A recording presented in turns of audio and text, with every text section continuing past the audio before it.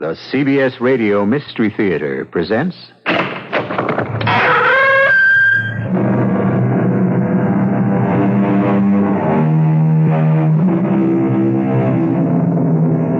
Come in. Welcome. I'm E.G. Marshall. Of all the murder mysteries, the plot which most intrigues me is the locked room. And when you take that as an ingredient and add to it elements of the supernatural, both sacred and profane, then you have a tale to tantalize and terrify, such as the one I bring you now.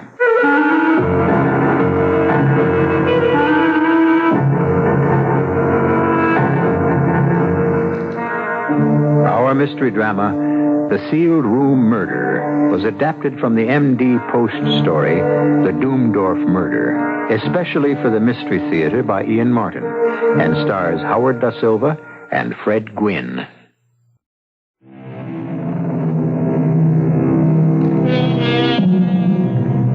Evil and violence go with a pioneer state, but the counterbalance has kept us viable as a nation, brought us to leadership around the world. Compassion, fair-mindedness, and the essential ingredient of America, a shrewd and pragmatical eye tempered by religion, has built us a keel which so far has kept our ship of state steady. So much for philosophy. As for the story, let Judge Randolph tell us that. The pioneer was not the only man in the great mountains behind Virginia. Strange aliens drifted in after the colonial wars. Adventurers who were with Braddock and LaSalle and rode out of Mexico after her many empires went to pieces. Doomdorf was one of them. I shall never forget that first day he walked into the land office. Huge, black-bearded, with broad, thick hands, with square fingers. Even Abner's bulk seemed to diminish in front of him, and the child who followed Doomdorf diminished to a pygmy. It's the place where I buy. Should I want to of the land? Yeah, I reckon. Depends on what you want it for, Mr. Doomdorf. Angelos Doomdorf. Oh, excuse me. This here's Mr. Randolph. I should say one of our foremost lawyers in town. Saving only, that's all we got right now. One. I'm Abner Dale, county clerk. I reckon you'd term me. And what would you want this land for? To live on. Uh-huh. You and your daughter. Me and her, yes. Well, now, I got a copy of the Washington Survey and the original Crown grant here. I have it fixed already. Show you here on survey map I got from Capitol. Let's see here. There? That's it. You sure there's land you want, sir? I think what Abner means to say is this wedge of rock has never been worth even running the lines. Do you know what you're getting into? Have you seen this piece of property? Yeah. It's a forbidding pile of rock, Mr. Doomdorf, and isolated. The land is mine. I want it. Well, pretty mean up there right now with the wind and no shelter. I have tent, sleeping bag. All my life I live rough. Well, that's all very well for you, but for the little girl... What is good for me is good for her. I don't think you quite understand. As a lawyer, I should not like to see you taken advantage of. The parcel of land which you have bought was never surveyed because it is not worth surveying. It consists almost entirely of rock. I know what is like is right for me. Well, how are you going to feed? Ain't much game running up in that part of Western Virginia. I make out all right. Here is gold. Enough. Hey, look at there. Pieces of 8, ducats, English guineas, American dollars. Yeah, you're quite a traveler, Mr. Doomdorf. What I do is my business. And I mind my own business. I don't like anyone who stick his nose in my affairs. You take the money and give me the paper so I can go. No offense, just trying to be friendly. That's Angelus. Angelus. All right. Yeah. Want to spell your other name? I don't know. You right. You tell me. Doomdorf.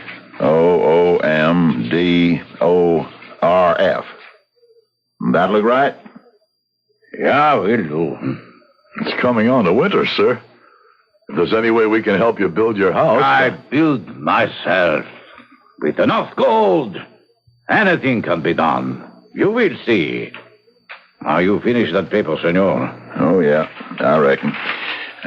You sign right here, and me and Mr. Randolph will witness it. Here? Yeah, right. I make my mark. That is legal. No. Mr. Randolph? His mark? Yeah, I think we can witness that, Abner. Let us not delay Mr. Doomdorf and his daughter further. I'll add my John Hancock to that. There you are. Signed, sealed, and delivered. Your deed of possession to what we call the Devil's Hump. And welcome to our community. Do not count me a part of it. I live to myself. Come, you. Well, if that don't beat all. A hard man. Evil man. One who's done a lot of living. Notice the scars? Yeah. I'll wager he has bullet wounds underneath his shirt to go with the knife tracks. I sure wish he hadn't chosen our neck of the woods to hide out in. Hide out? What else would you figure?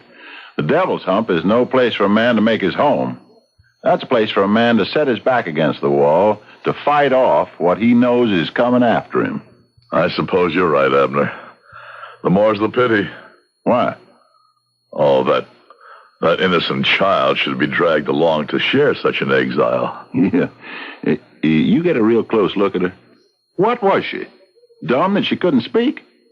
I doubt it. Afraid. And now you got it. Afraid and beaten. Well, I pity her. That's a hard man. For all he seeks solitude, I doubt he'll find it. We have not seen the end of Mr. Doomdorf. Only the beginning. I'll stake my life on it. But it was not my life that was to be staked, but others. For a while, my uneasy feelings seemed just to be based on a negative reaction to Doomdorf himself. He squatted on a rock, troubling no one, seeking no help, while by hiring old Robert Stewart's slaves, he built a stone house on the rock. Then, in the handfuls of earth, wherever a root would hold, he started to plant the mountain with peach trees. Then the beginning of the end began to start. Hey, Mozza, una cervera beer, huh? You're new in town. So? The lady behind the bar is the owner, a widow lady. Her name is Mrs. Cambridge. That's all right, Abner. Here's your beer, Vaquero. Muchas gracias, la dama Cambridge. Senora will do. I do not want to make enemies. I am looking for a friend. It's a friendly town. Who? He is an old amigo de la guerra. A big man with a black beard. Big, like so. And this strange accent. I think maybe his real name is Doomdorf, like that. Doomdorf? Mary, What is this? We are old camaradas? I just want to find him to settle an old debt I owe him. well, why don't I let him know you're here, and you can meet him in town? If you will, it is no matter. But why not I just go see him? He's kind of queer-like he don't take to mixing so good. Non importante. You see him, you tell him Jose Garcia was look for him. But I have not so much time. Maybe on my way back I look him up then. Hasta la vista. I see you. Why didn't you tell him where to find Doomdorf? Just a crazy notion, maybe, but I got it set in my mind that he wanted to see him, to put a bullet in him. We found the man who said his name was Jose Garcia, snagged on a rock at the Devil's Elbow, 2 to 3 miles below Doomdorf's mountain eyrie. His neck was broken. That was the first of the Doomdorf incidents. So many during the next 10 years, I wouldn't wear your patience to recount them. Only the highlights. There was the night before we knew what use Doomdorf was putting his peach crop to, when he arrived at Mrs. Cambridge's inn, primed with liquor, an insensate beast. $10. Not enough. So, 15, 20. I think you've had enough to drink, Mr. Doomdorf. I must ask you to leave. What? A prostituta who runs a cantina asked me to leave. The lady asked you to ride out, mister. Better you go easy. By yourself. You mean I don't go? You make me. Yeah, no cause for any ructions. You've been drinking. Oh, you want to make trouble. Not me. I just want to keep the peace. And step. Hey, 25. Okay, that does it. Abner, no. Too late. We fight now. Outside. I don't want to fight. What for? You fight me here or outside. One way or other. They were two big men, but Abner was a peaceful man and sought only to protect himself, while Doomdorf was a maniac. He gouged, butted, kneed, and finally it took 6 of us to pull him off and lodge him in the jail for the night. Abner took it in his stride, as he did everything. He was battered and bruised, and just maybe, if he'd used his whole strength, he could have broken Doomdorf. But Abner's strength was in the mind as well as in his bulk. The next highlight in the career of the man whose name spelled his future was the arrival of a circuit rider. The days of Sodom and Gomorrah are upon us. Here's a man who takes the fruit of his field and makes a white liquid fury to destroy men's minds and their souls, and who is ready to bring out your daughters and your women like Lot for the use of any eternal But the town was not yet ready to make any move against Doomdorf. His still was popular. He made a fair brand of white lightning, until the ultimate, the unforgivable, the certain shame all those of us who knew, or at least sensed the truth, brought everything to a head. On a wild, rainy night, while Doc Jeffers and I were playing chess at his house, there came a hammering at the door. Yeah? Let me in. Doomdorf, come on in. Well, what is it? The woman. She was in labor. I tried to bring Bambino. No good. You come. Yes, of course. Of course, I'll get a poncho and saddle my horse. I waited all night for Doc Jeffers to return. It was long past sunrise, with the rain still coming down, that he did. Well? I am a pragmatic man, and I subscribe to no religion, but by damn, I wish this moment I had a God to pray to. Why? He left that child to abort a dead baby. It's a miracle she isn't shot in septicemia. He didn't want a baby. I'm a judge now, Ray. Maybe I can help. No one can help. He's a beast, unprincipled and without pity or even a simple human warmth, but he has papers to protect him. The girl was Mexican-born, literally sold into slavery, and she's... Oh, my Lord, she can't be any older than my teenage daughter, but she's his to do with as he wants. And as he wants... Oh, he damn near succeeded in killing her. Excuse me. Well, hello, Sheriff Abner. New star looks good on you. Seems I'm going to have a use for it. Right away. How? My deputy, Ben James, just rode in here hell for leather. After the doc here left Doomdorf, seems the preacher came by, headed for the Devil's Hump, preaching fire and carrying his gun. Looks like all hell is finally ready to break loose up there.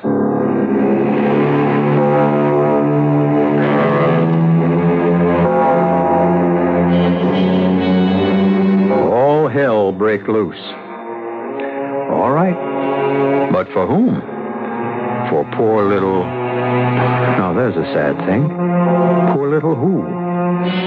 We don't even know her name. If she has one. Or has retribution caught up with Doomdorf? And if so, how? And why? And where? I'll return shortly with Act Two.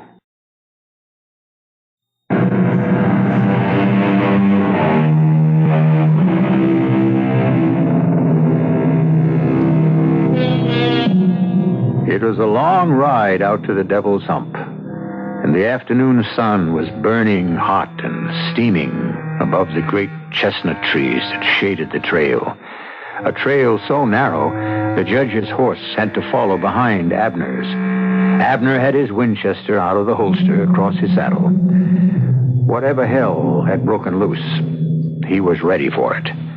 And now I'll turn the story back to Judge Randolph. He can tell it better. He was there. I suppose, seeing Abner, I should have had my own rifle out. But I'm an indifferent shot. And Abner, for all he loathes violence, can part a twig at 100 yards. I reckon there ain't no sense to push the horses up that rock trail, Judge. We'll dismount here and climb up the rest by foot. Seems quiet enough up there. I don't know. Look at them vultures up there. You know, when they start wheeling, there's only one good reason. Well, maybe we should have brought some men. No, I doubt it. Appears to me whatever hell broke loose is pure gone and burned itself out. We had made a detour through a grove of peach trees before we set the horses out to graze, but now we were climbing in the open under the burning sun. When I saw that gaunt old circuit rider, Bronson, sitting bareheaded, hands on the pommel of his saddle, in a paved court before the door, his big red horse was dripping with sweat. I braced myself for anything. He seemed in a kind of trance.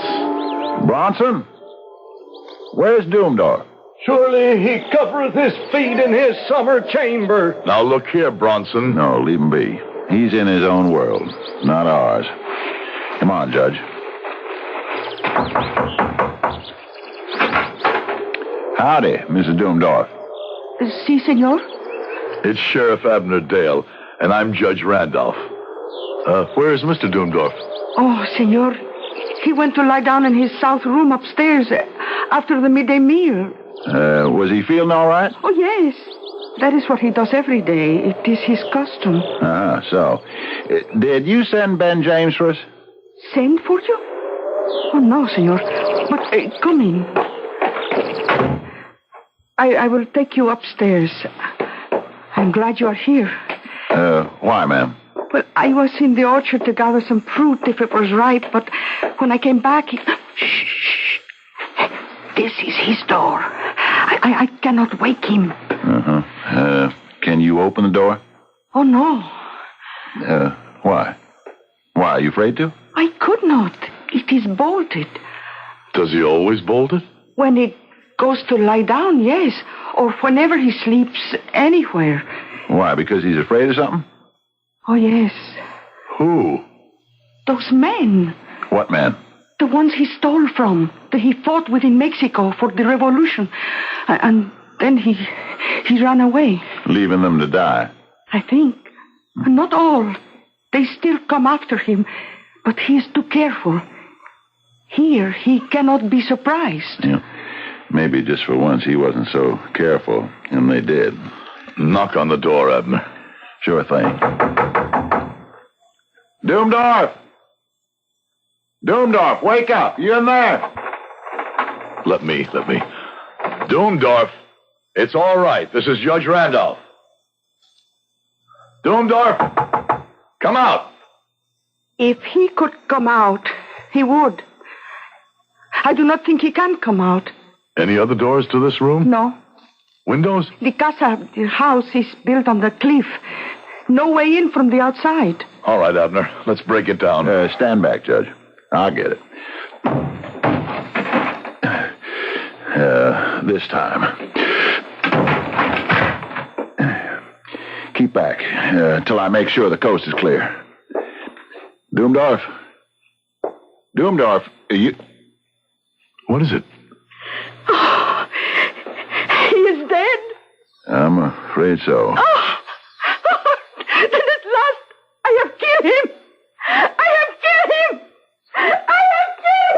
I'd better go after her. No need. Where can she go? No, we'd better look at him first. I'll close the door. He's been shot. Yeah. Pretty near ripped him in half. Look at the size of that hole in his waistcoat. Smells like burnt powder in here. You sure we're alone? See for yourself, Judge. Nothing in the room but some chairs, couch he's lying on, and that table with a bottle on it. No doors. Window shutters thrown back, but the window's closed. Well, at least we know he wasn't shot from outside. Yeah, it kind of looks that way. You sure he's dead? He's cold in the mackerel. Even the sun coming in couldn't keep him warm. Where's the weapon? Well, right behind you, I'd say. On them 2 dogwood forks on the wall. Those would be made to rest it on. The shotgun, yes. It's been fired quite recently. There's a freshly exploded cap right under the hammer. Yeah, I saw that. He'd been drinking some. Heavy, I'd say. You think it's suicide? I don't hardly think after he got a whole blow that size in him that he'd get up and hang up that gun nice and neat. No, I don't hardly think so neither, Abner. This is murder. The woman took that gun down and shot Doomdorf while he was sleeping on that couch. Could be, I suppose. But what about Bronson? He came in here breathing death and destruction. Oh, he's just a mad old circuit preacher. Who's been preaching a crusade far and wide through the hills against Doomdorf for furnishing this here moonshine. We have a murder on our hands. And you think the woman is guilty? Well, what else? Well, let's go ask Bronson first who killed him. But by the time we got to the outer courtyard, the old man had disappeared, although his red horse stood tethered to a rail. I hesitated for a moment or two, turning the strange and tragic event that had taken place over and over in my mind.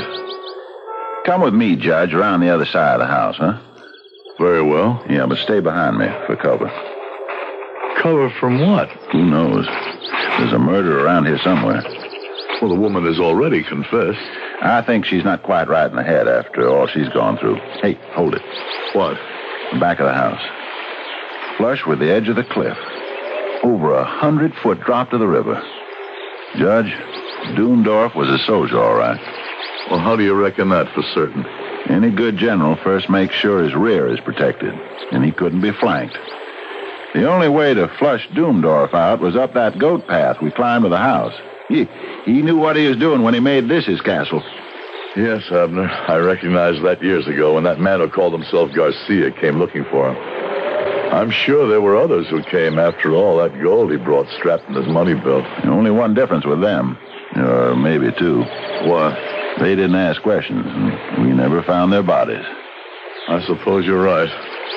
I hold no brief for Doomdorf. The man reeked of evil. But the fact is, as officers of the law, we do have a body, and there are things to be done. Right enough. For the sun is getting low in the sky. You expect me to arrest the woman? Well, at least we must question her. Come. We should question Bronson, too. Why? It's a notion I got. Just to make it all neat and tidy. Yeah, there he is now. Bronson? I cannot tarry, brother. I am about the Lord's work. Where are you going? To that damnable still. With this axe, and in the name of him who is my shield and my strength, I shall destroy the evil work that immoral Doomdorf has wrought. Bronson? What? Who killed Doomdorf? Why do you have to ask? I killed him. I cut him down in the prime of his sin. By the Almighty, what is this, Abner? Everybody couldn't have killed him. Who can tell how many had a hand in it? Are you deliberately trying to mystify me? The thing is impossible. The impossible here looks like the truth. Come with me, Judge, and I will show you a thing more impossible than all.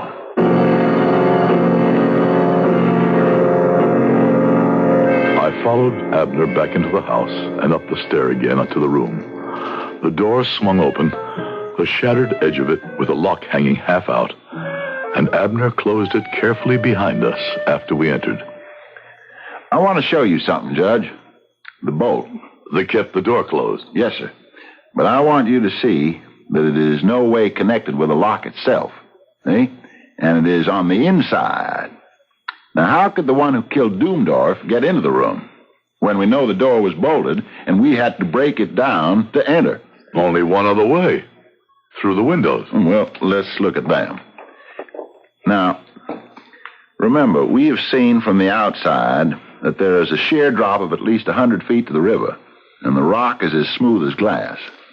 Now, try looking out. Oh, just as you said, the wall of the house is plumb with a rock face. Yeah, that isn't all. You can't open these windows. See? Examine the frames. They're cemented into their casement with dust, and they're bound along the edges with cobwebs. That's right. These windows have never been opened. Yeah. Then how did the assassin enter? Well, Of course. The answer is evident. Whoever killed Doomdorf hid in the room till he was asleep. Then he shot him and went out. Where could he hide? And even supposing he could, when he left, how did the assassin bolt the door behind him when the bolt was on the inside of the door? Then who knows? Maybe Doomdorf did kill himself. No, we ruled that out yesterday. Then there's only one open road out of the mystery. Both the woman and Bronson claim they killed Doomdorf. Let us go down and ask them, question them. No. In the law court, that procedure could be considered sound sense. But, Judge, we are in God's court, and things are done in a somewhat stranger way. In what way do you mean? In a way that still must be put to the proof. And for that, we need to borrow time. But I have every faith that time will show us exactly who murdered, or perhaps the better word might be executed, the man who lies dead before us.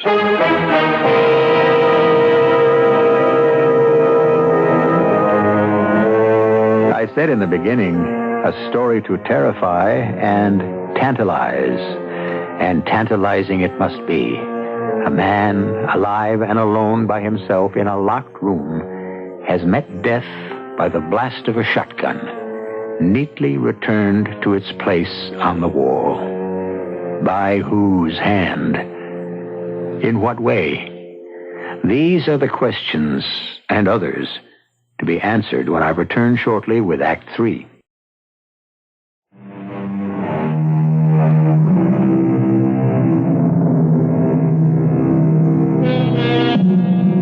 In the room with the dead man, Judge Randolph faces Sheriff Abner Dale, a frown of puzzlement on his patrician face. His eyes search the expression of the great lumbering young man in front of him, whose whole physical appearance suggests a man of action rather than one of thought or mental ability. The judge is the first to break the silence posed by the seemingly insoluble problem they face. What do you mean we are in God's court and things are done in a somewhat stranger way? Before we go question those who are so anxious to be convicted of the assassination of Doomdorf, let us find out, if we can, at what hour he actually died. How? I seem to remember he wore a watch. Yeah, here it is in the waistcoat pocket, broken by the shot. At what hour stand the hands? Just past 1 o'clock. By the look of Bronson, when we found him here, he must have been far off, still on his way to this place. And the woman, by her story, was down the mountains picking fruit among the peach trees. That's how I had it figured. Well, why waste time on speculation anymore? We know who did this thing. Let us go down and get the story of it out of their own mouths. Either Bronson or the woman killed the man. I could better believe it, but for the inevitability of a certain awful law. All they that take the sword shall perish with the sword. Oh, the good book. Matthew. We reap what we sow. Thus, we receive what we give and nothing else. That is God's law. Very well, in a sense. But in this case... By all means, let us go try the method of your law courts. Your faith lies in the wisdom of their ways. We came down the stairs together, Abner, calm and reflective. Myself, tortured and mystified. Bronson, how did you kill Doomdorf? I killed him as Elijah killed the captains of Isaiah in their 50s. But not by the hand of any man did I pray the Lord God to destroy him with the fire from heaven. I prayed him to destroy Doomdorf. Give me the axe in your hand. So, now, explain yourself. His hands were red with blood. The widow and the orphan cried to heaven against him. I will surely hear their cry, is the promise written in the book. And you were the instrument raised up to heed their cry. Yes, and the land was weary of him. And I prayed the Lord God to destroy him with fire from heaven, as he destroyed the princes of Gomorrah in their palaces. With fire from heaven. Come, Abner. We waste our time here. A moment. Bronson, you hear me? I hear you, Abner Gale. A little while ago, when we came, I asked you where Doomdorf was. And you answered me in the 3rd chapter of the book of Judges. Why did you answer me like that? When I said, surely he covereth his feet in his summer chamber? Yeah. The woman told me he had not come down from the chamber where he had gone up to sleep. It was then I knew that he was dead in his summer chamber like Eglon, king of Moab. How could you know? Why, look you off there to the south. I came here from the great valley to cut down these groves of Baal and to empty out the stinking abomination. But I did not know that the Lord had heard my prayer and visited his wrath on Doomdorf until I was come up the mountain to his door. But when the woman spoke, I knew it. My work here is done. I must ride where the Lord calls me. Just a minute. Why stop him? You're right. That was only wasted time. Bronson did not kill Doomdorf. But do you realize, Judge, how he did die? At least not by Bronson. And not by fire from heaven. Doomdorf was dead before Bronson got here with his fire-breathing scripture. The woman must be the guilty one. Night had entered the valley with the setting of the sun, and there were other things to do before the inquisition of the woman. By candlelight, the shadows weird and fearsome on the wall, we made a coffin. We put Doomdorf in it, straightened out his limbs, and folded his arms across his shot-out heart, and we set the coffin on benches in the hall. Then we kindled a fire in the living room, where the woman had put some meat and golden cheese and a loaf on the table. You have eaten enough? As much as is fitting. I will leave it as it is, in case you should want more. I am going now. Where? To the sea. And the ship. He is dead. And I am free. Not quite. There's a question still to be settled. Who killed Doomdorf? But I have told you. I killed him. It was fair. Fair? Oh, I remember an old man sitting against a sunny wall and a little girl who plucked yellow flowers from the grass and put them in her hair.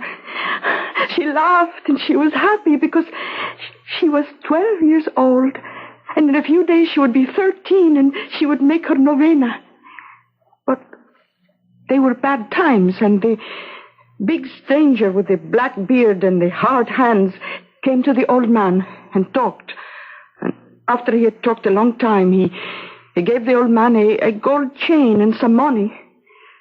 And he took the little girl away. He used her in a way she did not know. And if she tried to run away or keep him away... You like to look at the scars on my back? You want to ask the doctor who was too late to save my baby? Oh, it was fair to kill him. But where will you go? Mi abuelo will be gone by now. My grandfather was dying 10 years ago, but the wall will still be there. And maybe the sun and the yellow flowers. It is all right that I go? It's up to the judge. I cannot find it in my heart to hold you, or in the law. There's not a jury in Virginia who would convict you for shooting a beast like that. I thank you, Judge. But I have not shoot him. Not shoot him? But the man is riddled. Oh, yes, senor. I kill him, but I have not shoot him. I kill him with witch words I have remembered from my mother. You can't kill a man with words, ma'am. Oh, I know, senor. That is why I make a doll in wax, and I put a needle through his breast, and he died very quickly. Now, senor, I may go?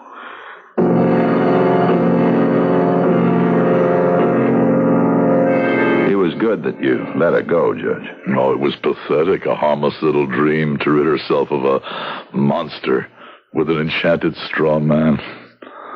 I think she had money in her saddlebag, but I slipped some extra just in case. And now, where are we? Waiting, like her, for the dawn. This is the strangest thing that ever happened. Someone shot the man, but who? And how did the killer get out of that shut-up room? For that matter, how did he get in? Through the window. Through the window? You yourself have showed me that was impossible.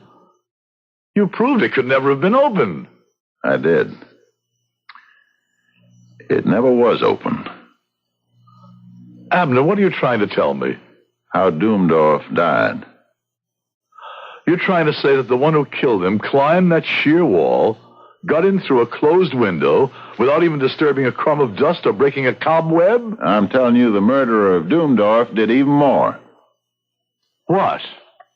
We must wait for tomorrow, when the assassin returns. Then I'll show you who killed Doomdorf and how. I could have argued, but I knew that set look on Abner's face too well to waste my time. I could not have believed that I could sleep with the thoughts spinning in my brain, but I did. We ate, and through the morning dug a grave for the dead man in silence. By the time the last spadeful of earth was thrown back, it was high noon, and Abner squinted up at the sun. Time to throw our spades down and go lay an ambush for the assassin. He's already on the way here, Judge.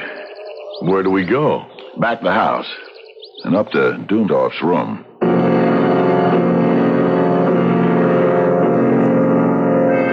Now we must make certain preparations. What are you doing? I'm loading the shotgun, as it was before it took Doomdorf's life. And now I place it back on its rack, exactly as I found it. What do you want to do with this pillow and his coat? The blood is not entirely dry. Here, give them to me. We'll wrap the coat around the pillow as if it were a body, and place it here on the couch, just where Doomdorf lay. Now, look out the window. Is the day still clear? Not a cloud in the sky. Huh. Just like yesterday. If not hotter. Now for the moonshine, or this bottle of still liquor. Let's see. Good. You can see by the dust ring on the table that it sets just where it did yesterday as I return it to its resting place. Whatever you say, but I still don't see how. Why? Shh. We are about to trick the murderer in the act. But we came without guns. How can we protect ourselves? We need no protection, Judge. It is all in the hands of the Lord. Look. The assassin is creeping along the wall. Where? Shh, look. That point of light. I followed the line of his extended finger and saw what he meant. A tiny disk of focused, white-hot sunlight moving slowly across the wall toward the shotgun. He that taketh the sword shall perish by the sword. The water bottle, full of Doomdorf's liquor, is focusing the sun to the heat of a lighted match as it travels to the lock and firing pin of the shotgun. The answer to Bronson's prayer. The fire from heaven. Now, watch it. Now.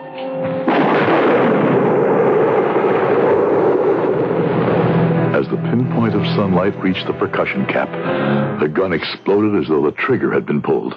The pillow, wrapped in the dead man's coat, lying on the couch where the man himself had lain some 24 hours before, leaped and shuddered like a living thing and collapsed inertly.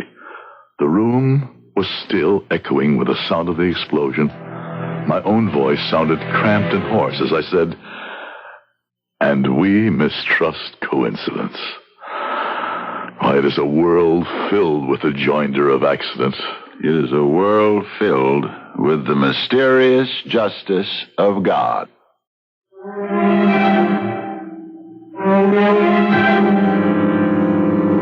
The answer to the mystery of the Doomdorf murder, a fate well deserved, and brought only on himself by the dead man who had little right or reason to live. Wouldn't it be nice if an equal fate could be the lot of so many people each of us know? Except, who are we to be the judge? That belongs, thank God, to the higher power I inadvertently named. I'll be back shortly.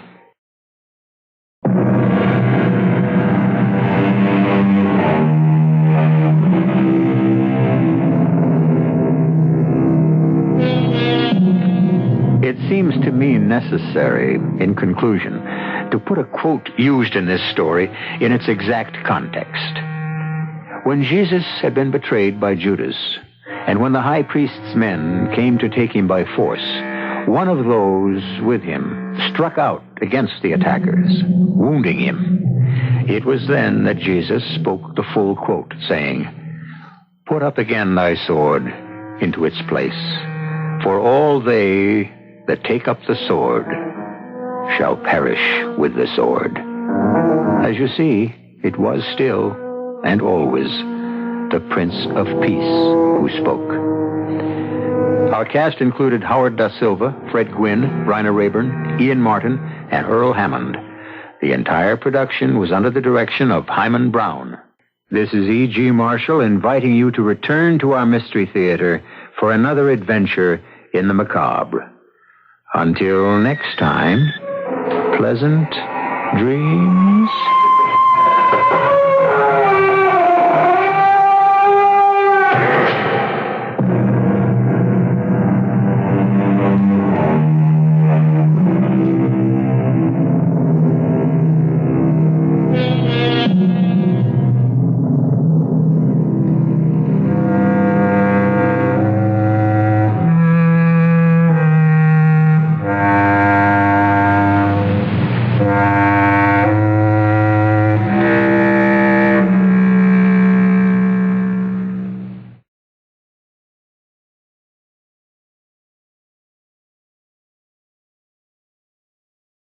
The CBS Radio Mystery Theater presents...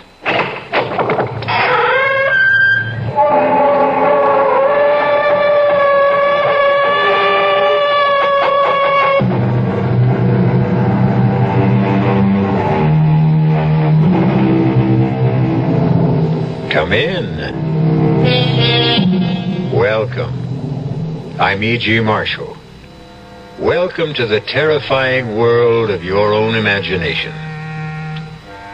One day, a young man named Otis Manley Carter stood before a great work of art in the Metropolitan Museum in New York.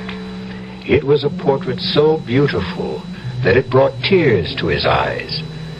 And Otis Manley Carter whispered, "I would give my soul to be able to paint like that." It was an idle remark, spoken without thinking, on the spur of the moment. How was Otis Manley Carter to know that someone might be listening?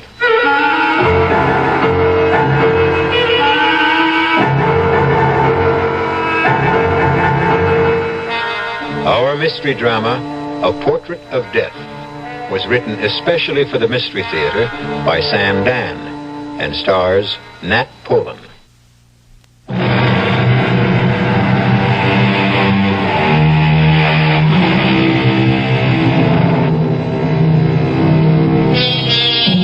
At the age of 30, Otis Manley Carter was hailed as the world's foremost living artist.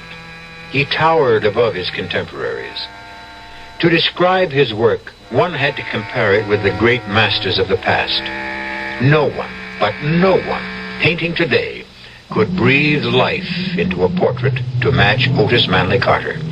And yet, just 1 week before his 31st birthday, Otis made the announcement that would stun the civilized world. He was finished with art. Never again would his brush touch paint to canvas.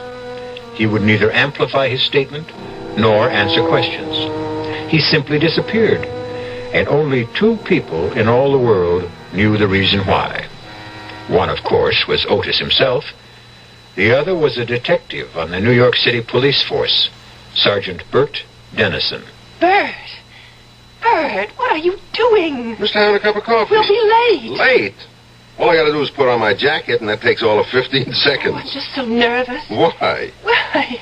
Do you know who's going to be there tonight? Well, sure. The governor, the mayor, celebrities, the news media, the critics. Lucy, I'm impressed. After all, the showing of a new portrait by Otis Manley Carter has the same impact as the World Series or a Super Bowl or a heavyweight champion fight. If you put brown sugar in coffee, do you save calories? Do you realize, Bert, that you and I are going to be sharing the spotlight with Otis? Well, you will, that's for sure. Oh, Bert, what does he see in me? Oh, come on, honey. No, I mean it. Well, let's see.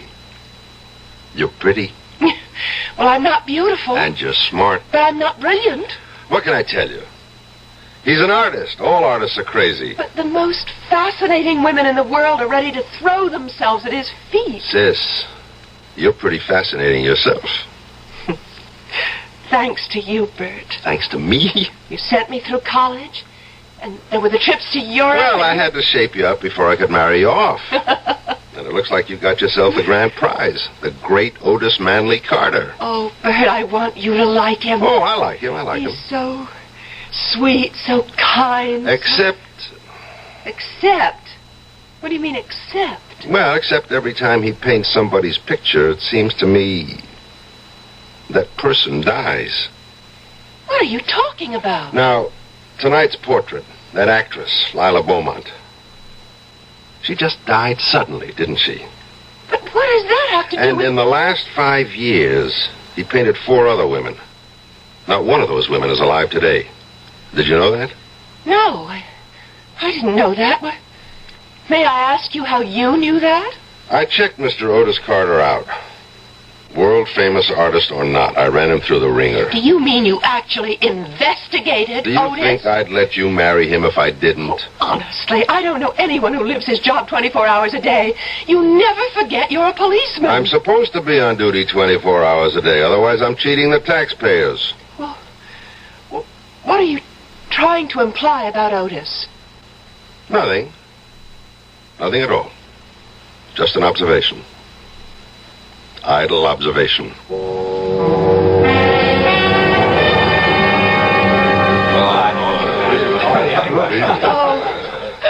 Otis, darling. You're having a triumph. It's a fantastic success. Well, what did you think of the painting, Bert? It's a good picture. Oh, listen to him, a good picture. Is that all you can say? Well, it's certainly lifelike, I'll say that. Oh, thank you, Bert.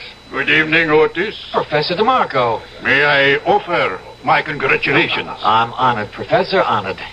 May I present my fiancée and my prospective brother-in-law, Miss Lucy Dennison, Detective Sergeant Dennison, Professor DeMarco of the Fine Arts Institute. How do you do? Glad to meet you. Otis, once again, you forced me to eat crow. Oh, come on, Professor, please. No, I was wrong about you, Otis. Wrong. And I don't care who knows it. Yeah, but the truth is, Professor DeMarco, you taught me everything I know. The truth is, you didn't start to paint until after you left me. Congratulations, Otis, on a double triumph this evening. Your painting and your fiancée. Each is a magnificent work of art. Thank you, sir. Now, if you'll excuse me, Sergeant Dennison, Lucy. Yes, sir. Well, he never got over it. And I don't think he ever will. He said I'd never amount to anything. Oh, but you're not serious, darling. How could anyone who knows anything about art? Oh, there's Eric Von Hayden. The one who's doing the new book about Come him? on, darling. I'll introduce you. Give me a rain check. I feel the need for a little refreshment. Excuse me, sir. I hope I didn't spill that on... Oh, it's Sergeant... Dennison, sir. Of course. You know, Professor DeMarco, I've been watching you. What? That sounds ominous. Why would a police detective be watching me? Because I'm curious. About what? About the look on your face. What about the look on my face? It's the only look of its kind in the house. How do you mean that? Well, analyze all the faces around you. What do you see? Excitement, boredom, happiness, anxiety? And what's my look? I would say puzzlement. Actually, you look completely confused. I suppose I am. I still can't understand what happened. Otis was my student at the Institute. And you said he'd never amount to anything. I did. And you can see how it's come back to haunt me. Believe me, he had absolutely no concept whatever of the elementary principles of art. He had no feeling for line, for color, for form. I recommended he be dropped from the school. You not only go out on a limb, you bring your own saw. Well, 6 months later, he astounded the entire world with his portrait of that alderman's wife. The first of the Otis Manley Carter famous portraits. How do you account for that? Well, at first, I refused to believe he could paint like that. And maybe he doesn't. Maybe it's all done with mirrors. No. There are no mirrors, no tricks. I went up to his studio. He paints. But where did he learn? How did he learn? From whom? There must be an answer. Naturally. But can you even speculate? He probably sold his soul to the devil. You realize that isn't an answer? Of course. But it's the only one I can think of at the moment.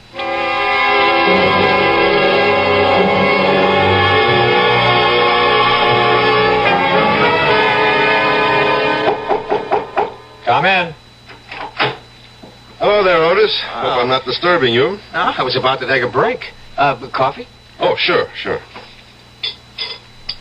That was quite a bash last night, huh? Necessary evil. You seem to enjoy it. But that's why it's an evil. It turns your head and wastes your time and keeps you from doing your job. Which, for me, is to paint. Where did you learn to paint, Otis? At the Fine Arts Institute. Do you take sugar? Yeah, 1 lump, thanks. Okay. I don't think you learned how to paint at the Institute, Otis.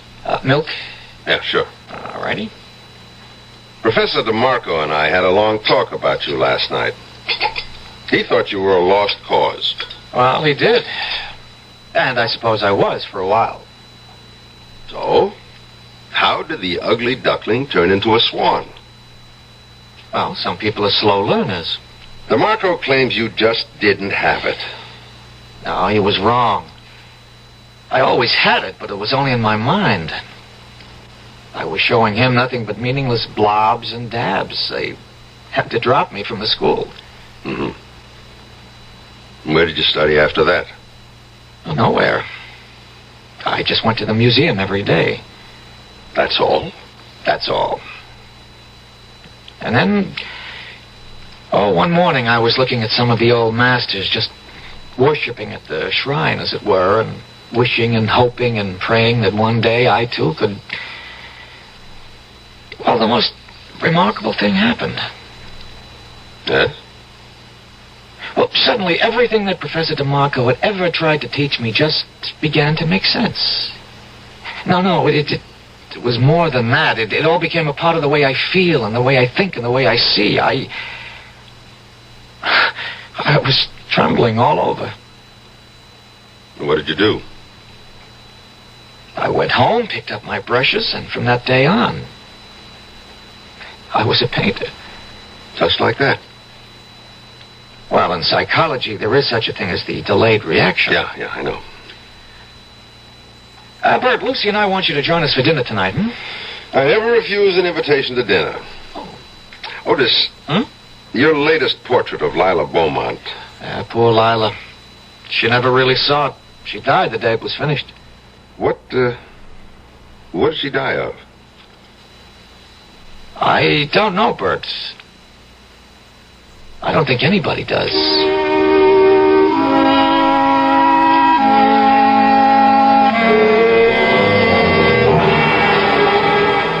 Sergeant, I wasn't her regular physician. Who was, Doctor? I don't think she had one. She seemed to be one of those fortunate, healthy people who never needed medicine. Mm-hmm. Where did she die, Dr. Caswell? In Mr. Carter's studio. And since my office is just next door... Was she alive when you got there? Just barely.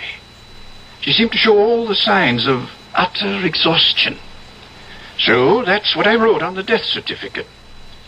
Afterward, I thought about it, and I asked for an autopsy. Why? I simply couldn't believe it. What did the autopsy reveal? Nothing. I was right in the first place. But I still don't believe it. Again, why? Well, how could she change so radically in such a short time? What do you mean by change? Have you seen the portrait Carter painted of her? Yes, uh-huh. It's just brimming with robust good health. It's exactly how she looked. Just about 2 months before she died, I saw her get out of the cab that first time she came to Carter's studio. And? 2 months later, I was shocked. Why? As I said, I'd never witnessed such a rapid decline. She was losing a lot of weight. Her color was gone. She looked so tired. What did you think was happening? I didn't know what to think. I decided to speak to Otis. After all, I knew him when he was just a starving young artist. One morning, I walked up to his studio. Well, what can I do for you, Doctor? Busy, Otis? Oh, Lila Beaumont will be here any minute. Well, that's what I want to talk to you about. Is she under medical care? Well, why? Well, why should she be? Can't you see why?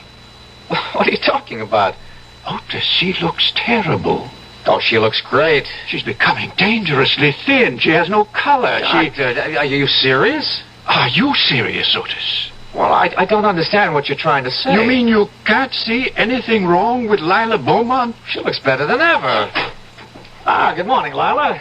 Hello, Otis. Well, you're looking just sensational, as usual. Lila, I'd like you to meet Dr. Caswell. How do you do? Oh, Otis, I'm so tired this morning. Could I have a cup of coffee? Well, coming up. I just have to heat it. Miss Beaumont, I hope you're seeing a doctor. Why? Look in the mirror. You're very perceptive, Dr. Caswell. Perceptive? It's obvious.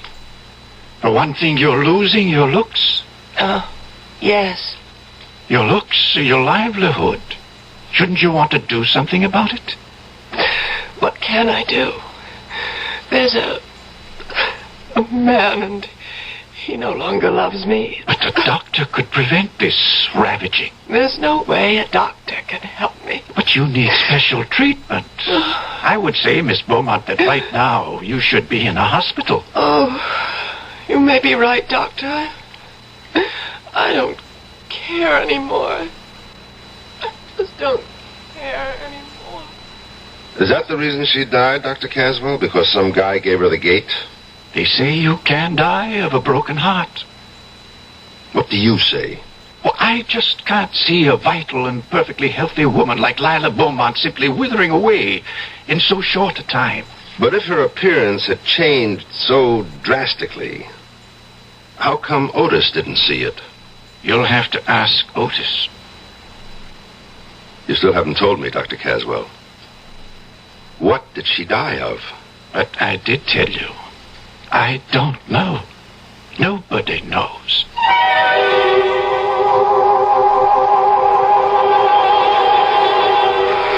Well, what did she die of? And what, if anything, can it have to do with Otis Manley Carter? Detective Sergeant Dennison has a nagging, indefinable feeling. That's just the trouble. In most of the murder cases Bert has solved, the solution always began with a nagging, indefinable feeling.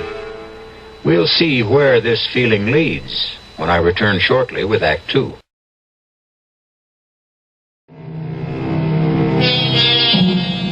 Sergeant Bert Dennison has always been an intuitive detective. He trusted his instincts. He played his hunches. He followed his theories wherever they led him. usually to the right answer. But this time, he has absolutely no idea of how to arrive at the answer.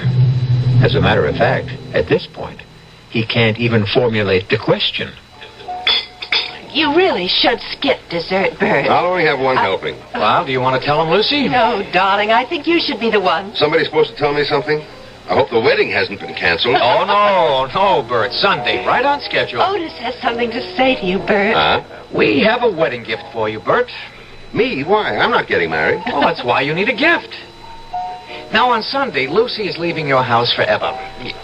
Ooh, that sounds kind of stuffy, doesn't it? Keep going, darling. You're doing fine. And so, therefore, to make sure you never forget what she looks like... How can I forget what she looks like? Bert, don't interrupt. We decided that I would paint a portrait of Lucy and present it to you. Isn't that wonderful?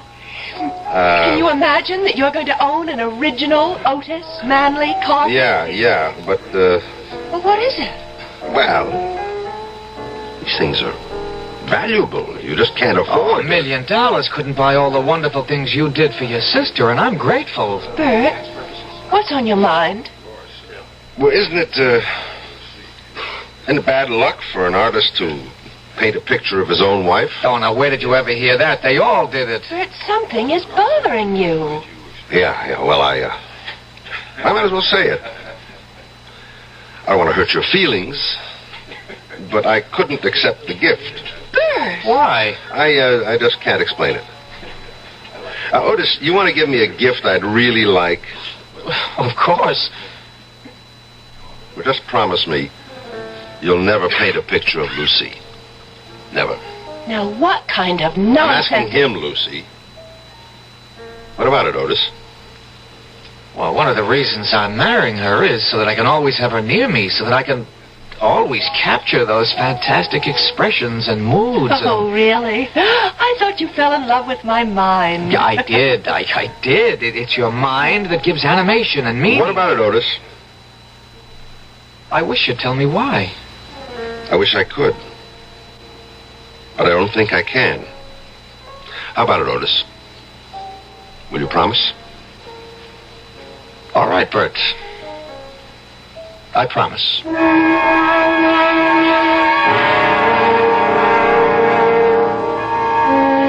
Homicide, Lieutenant Callahan. Oh, nothing, dear. Just sitting around. Nobody, just Bert Dennison. Oh, no. He used to be a million laughs. He isn't anymore. Just stares into space all day. That's so. All right, I'll tell him. You ought to get married, Bert. Puts a little zing in your life. And now that your sister's gone, you've got no excuse. Why don't you get off my back? Jenny was downtown this morning. She told me she ran into your sister. I'll even buy your... What did you say? Jenny saw your sister Lucy in one of the stores. She couldn't have seen my sister. Lucy and Otis are on a trip to Mexico. See? You don't know everything. Maybe they came back. As a matter of fact, maybe that's why they came back. What are you talking about? Jenny said Lucy didn't look too good. She what? Hey, Bert, where you going?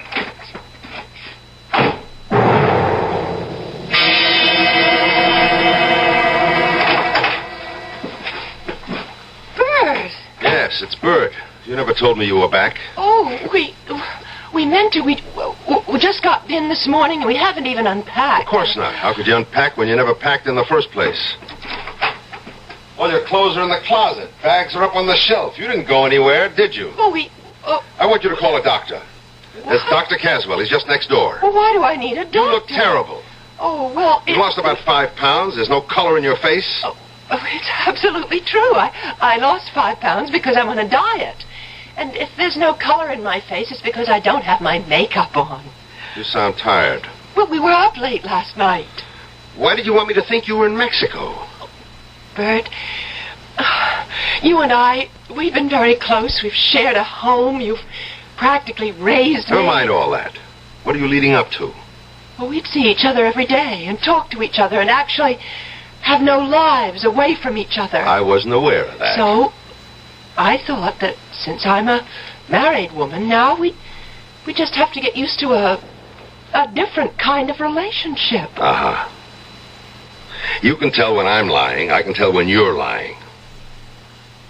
Otis broke his promise, didn't he? What promise? His promise never to paint your picture. Well, how can you say that? Why don't I ask you? You can't ask him. He isn't home. All right, I'll wait. But he may be gone all day. You rang the bell just before. Oh. Hi, Bert. How are you? Just fine. Just fine. You've been painting, I see. Anyone I know? Well, I haven't been painting exactly. I've been cleaning brushes, things like that. You know, chores. Why don't we go inside and see? Bert, if you walk into that studio, I'll never talk to you again as long as I live. If I don't walk into that studio, you'll be dead in a month. Bert! Oh, Bert, we've wanted so much for you to have a portrait of me. Yeah, so I see. No, not yet. You don't see. It's nowhere near finished, but you can just sense what it's going to be like. Bert, it's going to be my finest work because it's for you. Oh, darling, don't be unreasonable. Can't finish that painting, Otis. Tell me why. Why? Otis. For some reason, you kill the people you paint. What? Don't Bert? interrupt me. It's not easy to say this. And I can imagine what it must sound like, but... Otis, you've painted the portraits of 5 women. Every one of them is dead. But that has nothing to Each do with one died on the day you finished the portrait. Bert, have you any idea what you're saying? I know what I'm saying. And it gets worse. But it's true. What's true? Otis, the truth is you're not a painter. How can you Please, say that? this isn't easy, sis. Just thank God that we're 3 people who love each other and can solve our problem together. Bert, how can you say I'm not an artist? DeMarco said you had absolutely no talent. DeMarco? He's a jealous old fraud. But he's right. When you came to him, you had absolutely no ability, no talent. How do you account for the fact that I create you so don't many... paint, Otis. Bert. Hear me out, please. Somehow, and I don't even think you're aware of it, you have the ability to drain the life out of your subject and project it onto the canvas. Well? I just don't understand what you're saying. You're not aware of it. You didn't notice that Lila Beaumont was actually dying before your eyes, just as the others did before her.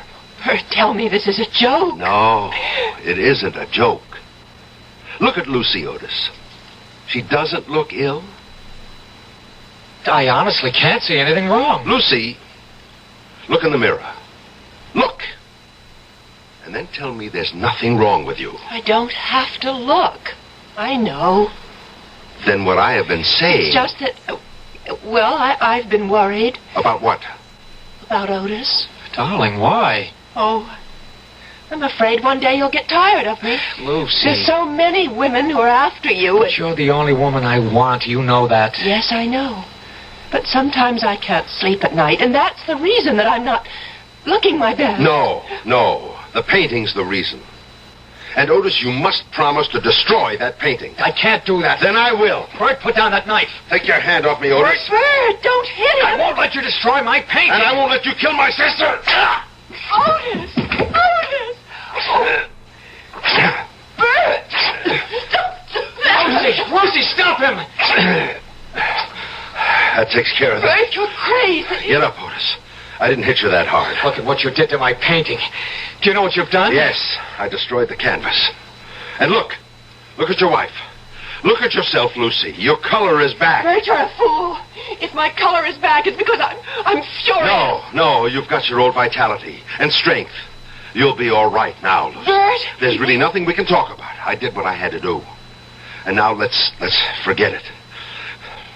Except for one thing, Otis. Promise me your word of honor that you'll never try to paint Lucy's portrait again. But I can't I'll put it this way, Otis.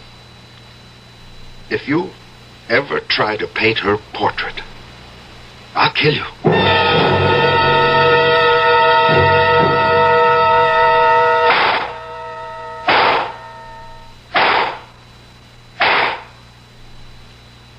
Hi, Bert.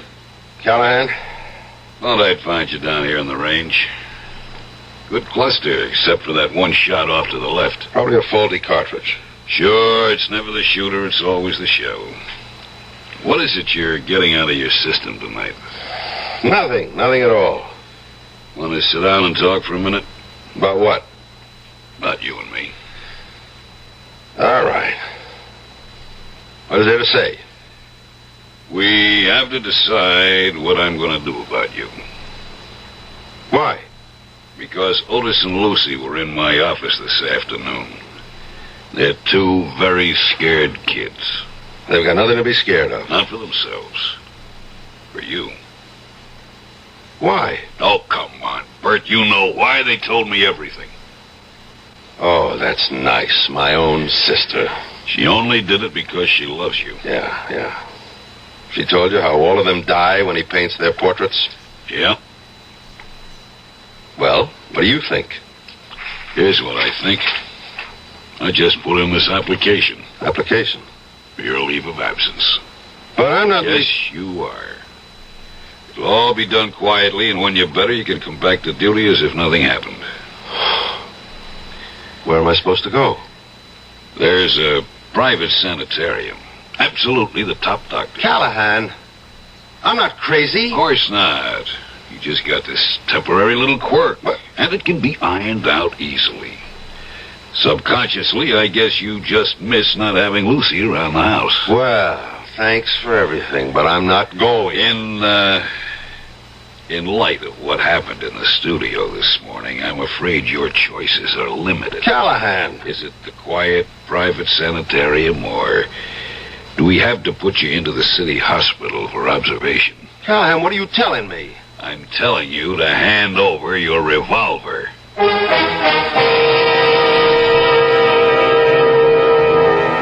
Who was it who wrote, "Heaven keep me safe from my well-meaning friends"? It's certainly a sentiment that's shared right now by Detective Sergeant Bert Dennison. All he wants to do is prevent a terrible tragedy. And who's trying to stop him? Those people who truly love him. We're going to meet more well-meaning people when I return shortly with Act 3.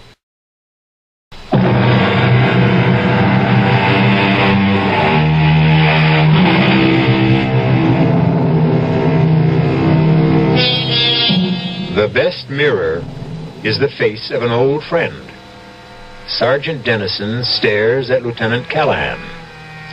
Stares at the look on Callahan's face. It's a strange look. A look that's a mixture of pity, concern, and fear.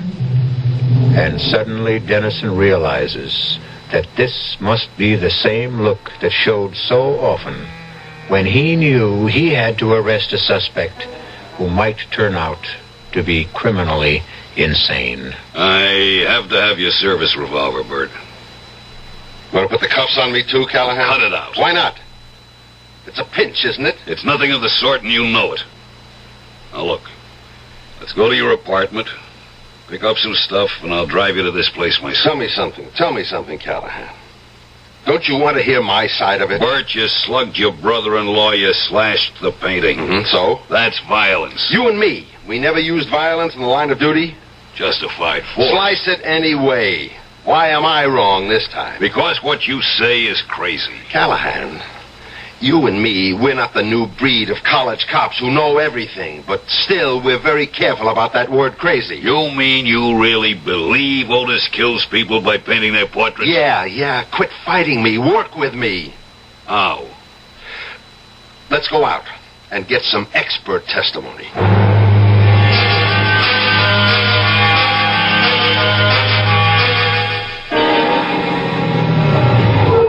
What's here? This is the doctor who attended Lila Beaumont just before she died. And he's completely stumped by the whole thing. Yes, I was dissatisfied with the cause of death. Dr. Caswell, you said you didn't believe she could change so radically in so short a time. I did say that. You also said you couldn't see how a splendid physical specimen like Lila Beaumont could just wither away. Yes, I remember I did say that, too. And even though you signed a death certificate which listed exhaustion as the cause of death, nobody really knew what she did die of. Well, I've since I've since come to believe that she really could have died of exhaustion. But you said... Exhaustion. Plus loss of the will to live. But you were convinced there was a mysterious cause. I didn't use that word. But, Doctor, you led me to believe... I was merely ventilating some doubts, some misgivings. But the other women who died... I wasn't there. I don't know.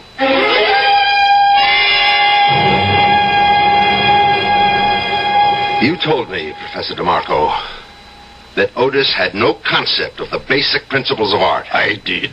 No feeling for line, form, color. I think I said something like that. And since those things can't be learned, there was no way he could become a painter. Oh, it's a relative thing. Well, you even went so far as to say the only way he could have learned them was if he'd sold his soul to the devil. That was a figure of speech. He never did learn to be a painter. Something happened. He found a way, or was given a way, who knows, to draw the vital essence from a living thing and put it on canvas. I don't think I could agree with... I can prove it. Look at everything he's done. He's never painted an inanimate object, just the face, the body, but no clothes, no furniture, no jewels, no decorations.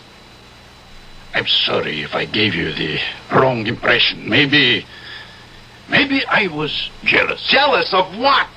You said he had no talent. Maybe that was a lie I told myself. Maybe I resented his youth, his promise. After all, I never fulfilled mine. Yeah, sure. And besides, you really don't want to be remembered as the art teacher who flunked Otis Manley Carter. I guess that's the simple answer. I wish there were such a thing as a simple answer.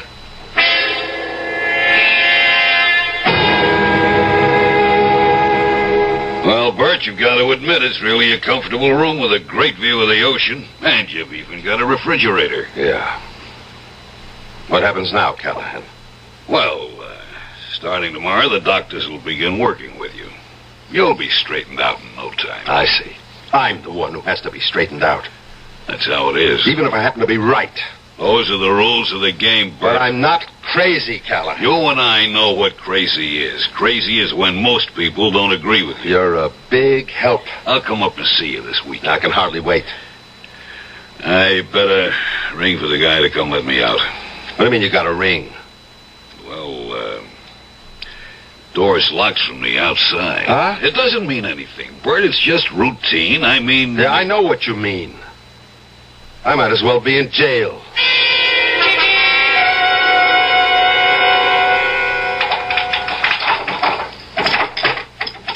You wanted something, Sergeant? Yeah, Jerry.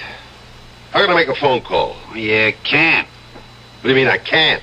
Well, first couple of weeks you can. It's like you gotta get your interviews and orientation. But I have to make a phone The call. doctor says... Forget what the doctor says. Look, part of the treatment is to isolate you completely from your former environment. But I have to know if my sister is okay. She's okay. How do you know? Because if she wasn't, you'd be told about it. Yeah. Listen, I know I can't make a phone call. But if I could, where would I make it from? Well, there's a phone outside, at the end of the hall. There is, huh? Jerry, I want to show you something. What?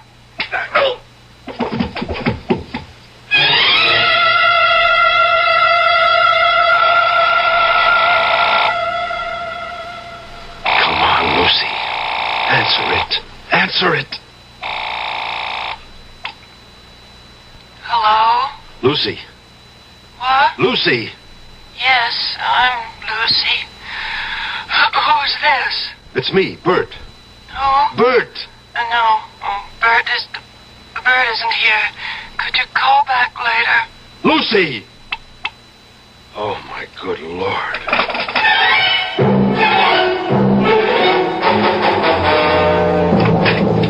Lucy! What? Who? He's painting your picture again. I've got to destroy that canvas. Don't move, Bert. Otis! Don't make me shoot, Bert. Now listen, Otis. You don't want to kill me. No.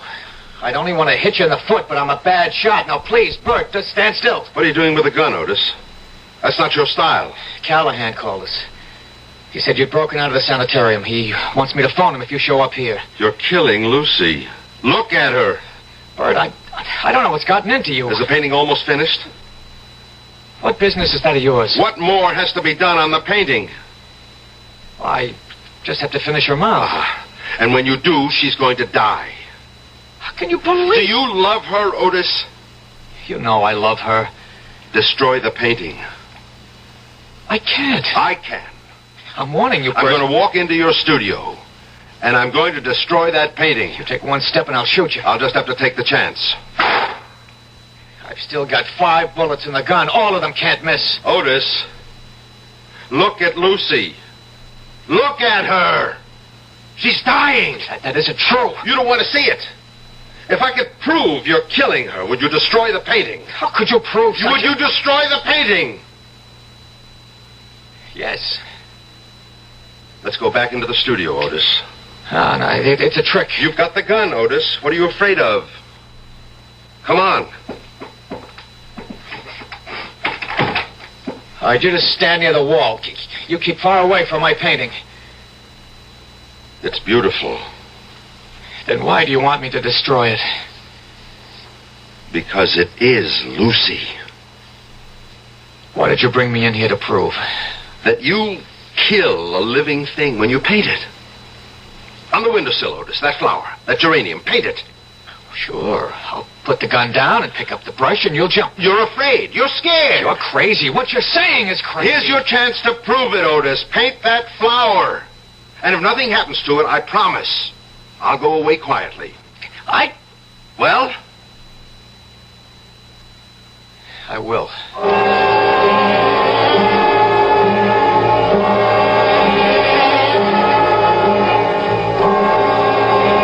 Now there. It's a quick sketch. How do you like it? It's beautiful. All right, now look at the windowsill. Look at the geranium. Go on, look at the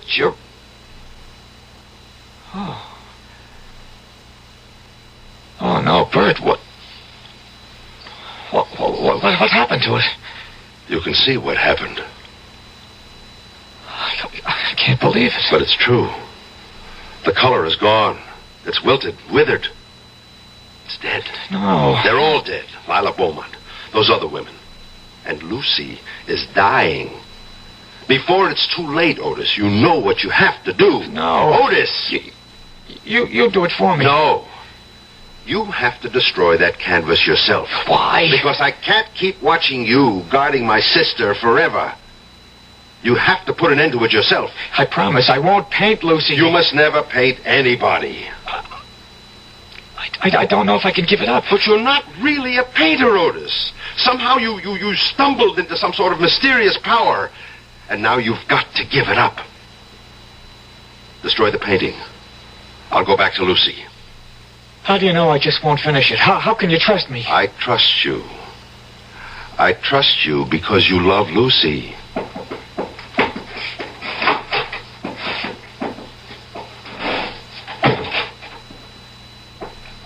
Lucy? Lucy. Hmm? Who is it? Lucy.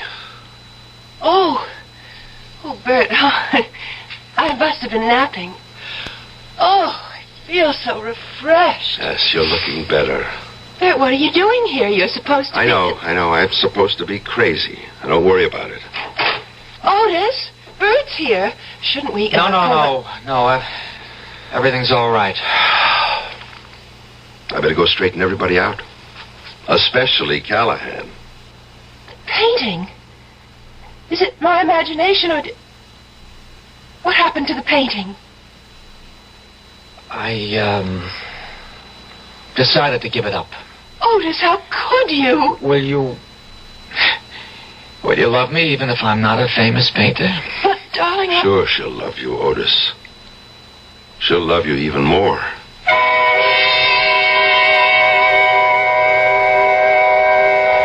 She'll love you even more. There's a lot of truth to that, Otis. A woman in love with a famous man has a problem. She wants him all to herself, but she is forced to share him with the entire world. And you ladies in our audience might think about it, too.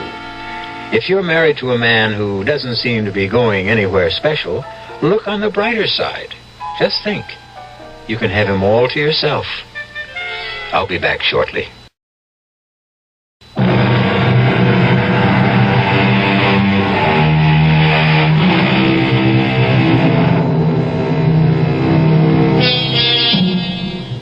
What killed those women? A coincidence of real and fancied illness? Or can an artist really drain the life from a living creature and transform it to canvas? Certain primitive tribes agree. It's taboo to create a likeness. Maybe they know what they're talking about. Our cast included Nat Poland, Marion Seldes, Jack Grimes, Jackson Beck, and Roger DeKoven. This is E.G. Marshall inviting you to return to our Mystery Theater for another adventure in the macabre. Until next time, pleasant dreams.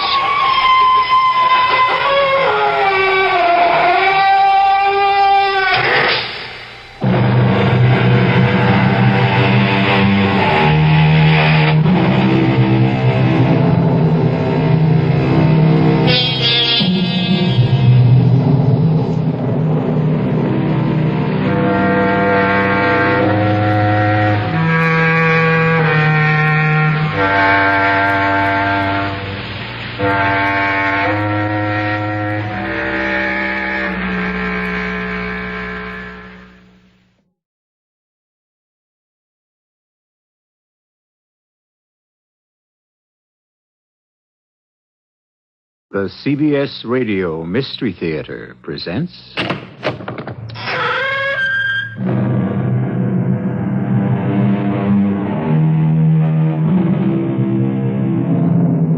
Come in. Welcome. I'm E.G. Marshall, here to lead you through an experience which neither of us is likely to forget soon. We'll travel with people who take murder quite easily in their stride. We'll share the fear of a girl who finds herself somehow led to do and say things that are altogether contrary to her nature. In other words, we'll have an adventure.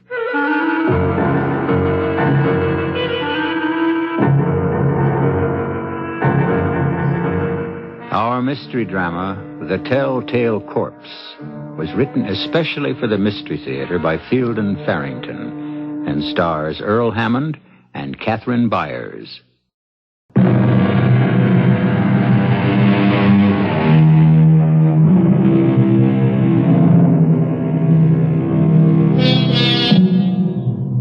I know it isn't an original thought, but it is nonetheless true that you cannot judge a man by his outward aspects.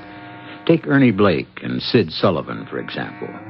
Ernie looks like a man in his late 30s who is going places, soberly but not unfashionably dressed, solemn, purposeful in manner.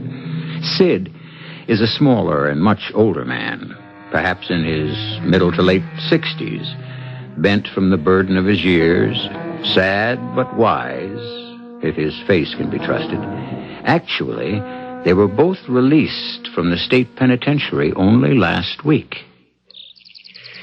Now, when we see this Aunt Grace, I do the talking, Sid. Is that understood? Is it okay if I just say howdy or pleased to meet you, just so she won't think I'm deaf and dumb? You know what I mean. Yeah, okay, Ernie. You're the brain. All right. This must be the house. 378, yeah. I wouldn't have thought it would be such a nice little place. That's not important. And I don't see no bell button. So, knock. All right, now try to act like you feel bad about Tad. He was our buddy. Yeah, I know. Yep. What is it you want? Are you Tad Beatty's Aunt Grace? What's it to you? Oh, we're good friends of Tad's. We promised him we'd pay you a visit. Fact of the matter is, Tad ain't in no shape to have friends right now, good or bad. Tad's dead. Yes, ma'am, we know. We were with him right up to the end. Down at the penitentiary? That's right. We were inside ourselves, eh? We just got sprung last week. My name's Ernie Blake, and this is Sid Sullivan. What's the matter with him? Can't he talk? It's nice to meet you, ma'am. Well, Come on inside if you want to. There's nothing much in here worth stealing. Just go right on in there in the sitting room. We were kind of special friends at Tad's. He gave us the key. Sit down. Gave you what key? Come on, you know what key I'm talking about.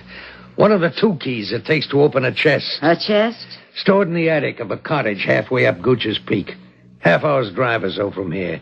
I ain't got the faintest idea what you're going on about. Look. Take a look at this key. No, I'll hold on to it. You just take a good look and see if it don't look kind of familiar to you. So, how'd you get your hands on it? Well, we and Tad was good friends, like I told you. After he got knifed, they never did find out who done it. We stayed with him right up to the end. When he knew he was going, he told us about the money from the bank robbery and where it was stashed. He told us about you having one of the 2 keys that had opened the chest and him the other one. He gave us his key, and he said he wanted us to have his half of the money. That's the way he wanted it, Aunt Grace. I was Tad's, Aunt Grace, not yours. He, wanted you to have his share? Yeah. We was buddies, the 3 of us. A likely story. Well, no matter how you got it, there ain't no getting away from the fact that you got the key. If I want to get into that chest, I gotta let you into it, too. I'll be glad to get it over with, tell you the truth. I've been paying rent on that cottage for 2 years now, till folks was getting suspicious. Didn't dare to take it this season. It'll be going to the summer folks. Yeah? Any of them moved in yet? Not that I know of. But they're due any time now. You got an automobile? No. We took the bus here. Well, I ain't got one neither. Never trusted them. You can rent one, though, down at Hank Millett's garage. I'll come with you. You just stay right here, Aunt Grace. You just make the garage fellas curious. You go down there with us. Yes, you're right. Okay, you 2 go down and get the car, and then come on back here and pick me up.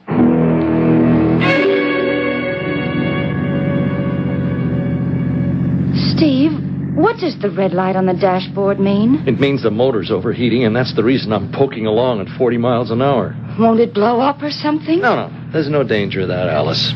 The worst that could happen is the car could stall. I figure we can limp into Winville this way. It can't be more than 5 or 6 miles. And Winville's the last town before we get to the cottage? Right. And it's not much of a town either.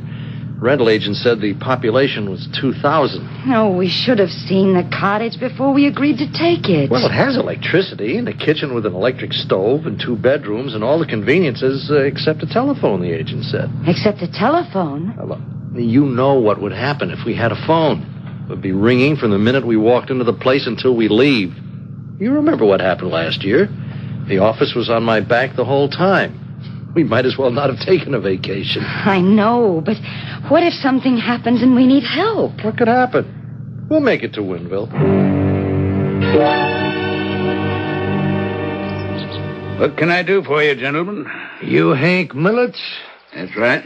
Oh, my name's John Baker, and this is Sid Sullivan. They tell me you got a car to rent. Yeah, I do have, yeah. Well, we'd like to rent it. Just let me go back and make sure it's available before we get to talking business. Hey, why did you give him my right name and use a phony name for you? One of us has to use his right name, dummy.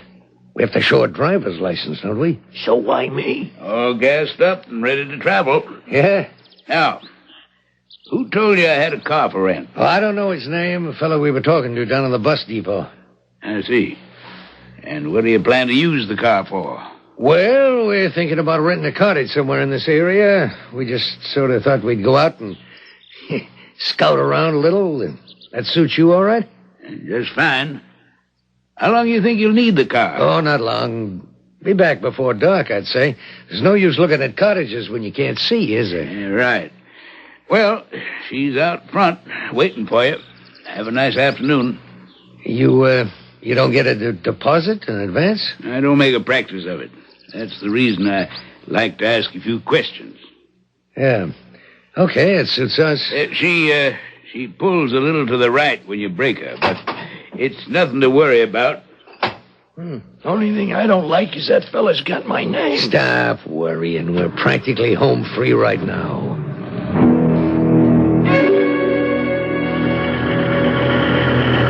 There it is, Steve.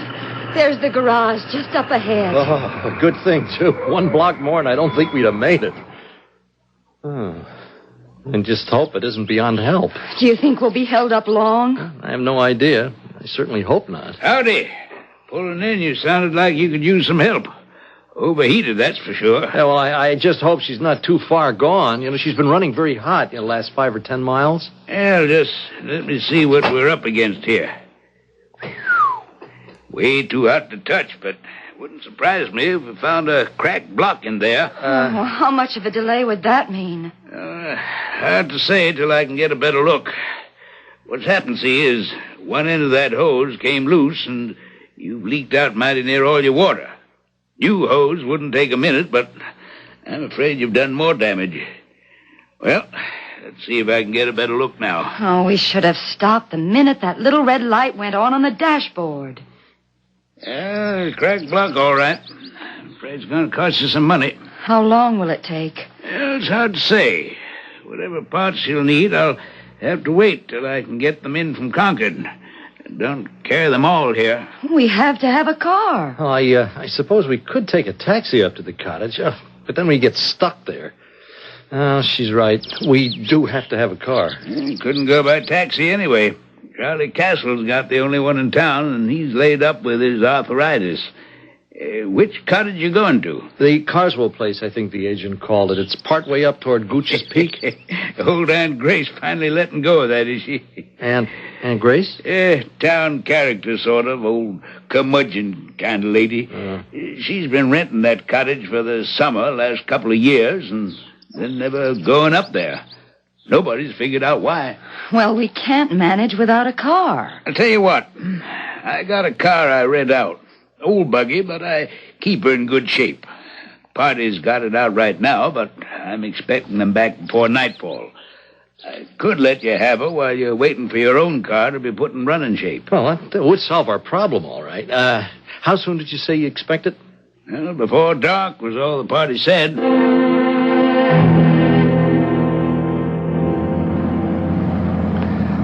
Somebody ought to trim this brush back. Well, I've been paying rent on this house 2 summers running now, just to keep the nosy summer folks away from that chest up in the attic.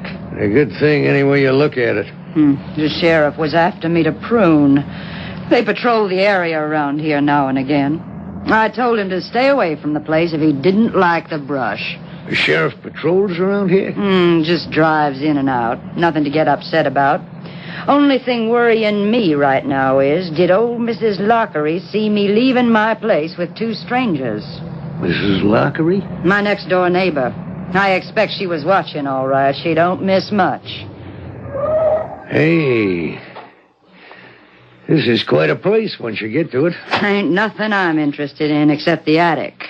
All right, let's get this over with. I had an extra key to the front door made over at Concord.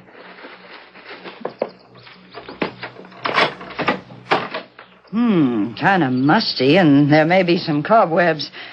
Let's see if the summer folks had the lights turned on. Well, now, that was mighty nice of them. I wish I knew when they're expected. All the more reason to get our business over with. All right. You lead the way, Aunt Grace. I thought about moving out here last summer. Place all paid for and going to waste. But then if I'd done that, there'd be my place in town just going to waste, too. So it didn't seem worth the trouble. Just push that door open. It ain't locked. Whew. Talk about musty. Ain't been much traffic. That's the chest, right over there. Which key fits which padlock, Aunt Grace? Try your key and see. Ain't you got no sense at all? Well, it seems to work in this one. Okay, Aunt Grace, unlock yours. Yeah, I'll open the chest up. There's nothing but a suitcase in there. Full of 10s, 20s, and 50s. $100,000 worth. Yeah? Look at that. I want the $800 I paid out before we start splitting it up. That's what it cost me to keep the summer folks away last couple of seasons. You don't have to worry about that. No, I ain't worrying. I just want what's coming to me, that's all. What's the gun for? To make sure you get what's coming to you, Aunt Grace. Ernie, there's plenty to go around. No, don't. Come on now, Aunt Grace. It won't do any good to act like this. Let me go. Stand away from us, Sid. Ernie, I don't think you ought to... Pete's sake. Whew. She put up a better fight than Tad did.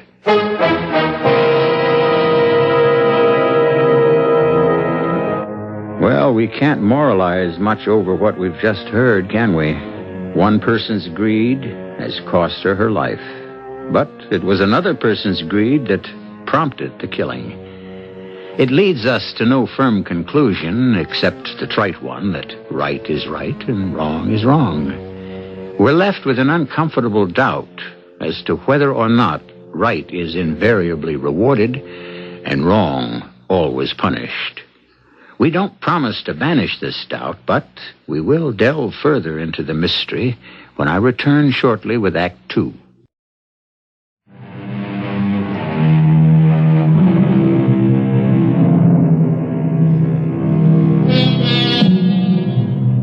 A dead body is an awesome thing, and I've often wondered why. Aunt Grace's body, for example. Only a moment ago, Aunt Grace, inhabiting the body, was a tough old lady who commanded a certain respect, granted, because of her toughness. But there was nothing in her spiritual makeup to inspire an almost reverential awe. Now, the spirit having departed, the body lies on the floor of a cottage's attic, halfway up a New Hampshire mountain. And at least one of the two witnesses to its transformation is frightened. You shouldn't have done it, Ernie. Don't be stupid. $100,000, she said, is in this suitcase. If she took half, that'd left $50,000 for us to split. 25 apiece. Now we got 100 to split, and that makes 50 apiece. Come on. Let's get the body out of here. She wasn't much of a bleeder, was she? You mean you're gonna take her somewhere else? Well, what do you think, stupid? We're gonna leave her here? Well, I don't see why not. Well, then listen close and learn something. You better believe the cops know that she's Tad Beatty's aunt. They'd never found the loot from his bank heist. They'd find Aunt Grace up here, and they know the only reason anybody'd want to knock her off is for the money. They already got her tied into that, so they start asking around. Who knew Tad Beatty in stir? Who got sprung lately? And what they'd come up with is you and me. So they better not find the body. Oh, yeah, I suppose so. Okay. You take Aunt Grace's feet. Where are we going to take her? Down to the car first. We'll stuff her into the trunk and drive till we find a good place to stash her. Don't you think we ought to take the money first, though? It's been locked up here for 2 years. It'll be okay for another 10, 15 minutes. We'll come back for it soon as we got Aunt Grace safe in the trunk. All right, take hold of her feet, Sid. Well, okay. It's going to give me the creeps, though. Oh, she weighs a ton. Yeah. All right, watch yourself backing down them stairs. I wonder why she got mixed up in the bank thing in the first place. No money, what else? She must have been pretty well fixed, though. I mean, if she could spend $800 renting this place. Well, so she was willing to spend $800 to get $50,000. Yeah. All right, watch yourself, will you? You come to the bottom of the steps. Okay. Can we put her down and rest for a minute, Ernie? She's breaking my back. A little higher, Sid. You gotta lift her a little higher. She won't fit into the trunk, Ernie. Well, we gotta double her up some. What do you think? That's a terrible way to treat a dead person. You gotta get her knees doubled up good and tight. Right. Yeah. Okay. Does it? You know, I don't think the trunk lid's gonna close. Yeah, sure it will. May crowd the old gal a little. She won't mind. I just wish we didn't have to do it. Will you shut up, Sid? I'm getting sick of it. Well, I just ain't used to things like this, that's all. All right, just think $50,000. All right, let's get back and get the suitcase. Old Aunt Grace won't mind waiting here for us. Ernie? Yeah? Ernie, there's a car coming up the lane toward the house. Let me see.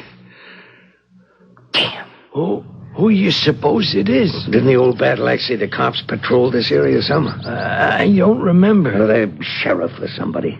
That's all we need.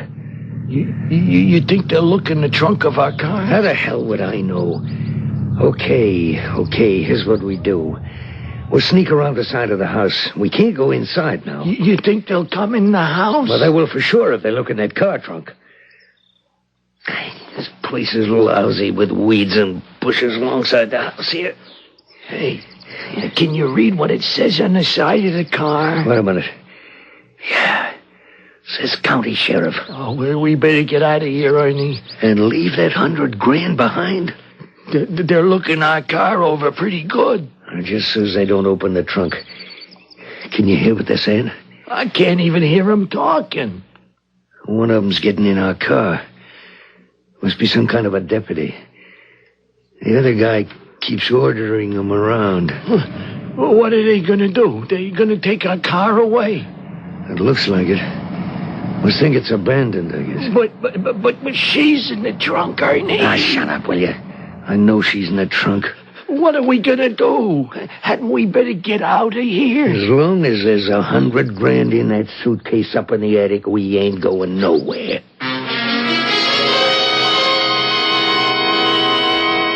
Mr. Millard, it's dark already, and they haven't brought your car back. I know, ma'am. Ordinarily, I'd have closed up and gone on home by now. Well, do you still expect them back? The people who rented the car? They said they'd be back by nightfall. That's all I know. Well, isn't there some other way we could get up to the cottage? Not with Charlie Castle down with arthritis. He drives the only taxi in town. What are we going to do? Only one thing I can suggest.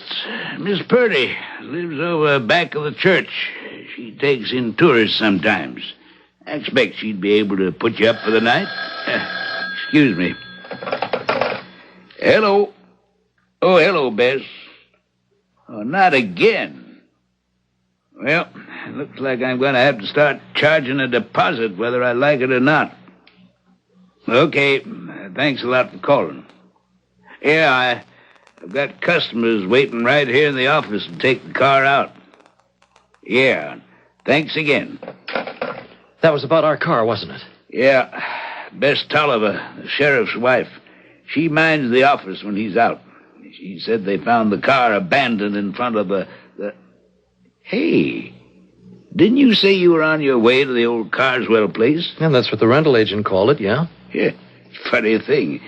That's where they found my car, left standing in front of the Carswell cottage. Do you suppose there's somebody in the cottage? Appears not. The sheriff, he called in by radio from out there and told Bess to get in touch with me. He was all through the house and didn't see any signs of anything disturbed. Well, so then your car should be here any minute now. Yeah, deputies bringing it in. Would you like the sheriff to wait until you get there? Bess can get hold of him by radio. Oh, I think I'd feel better if he did, yes. If it won't be too much trouble.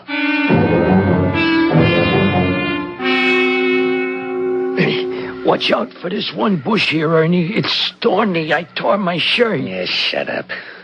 I want the sheriff to hear you. He was up there in the attic, Ernie. I saw the light on up there. I know that. You suppose he found anything bad up there? I mean, like blood? Yeah, she didn't bleed that much. And I left the chest locked up. He didn't find nothing. Why doesn't he start his car? What's he waiting for? Well, maybe they found a body in the trunk, Ernie. You think that could be it? How do I know? I think if they found that thing in the trunk, we ought to get out of here, because that's murder. We ought to try to get clear of this part of the country altogether. I told you before, and I'll tell you once more, we ain't going nowhere as long as there's $100,000 in that chest up there. Okay, Mr. Carter, she's all gassed up and ready to go. Good. Well, you ready, Alice? I've been ready for hours.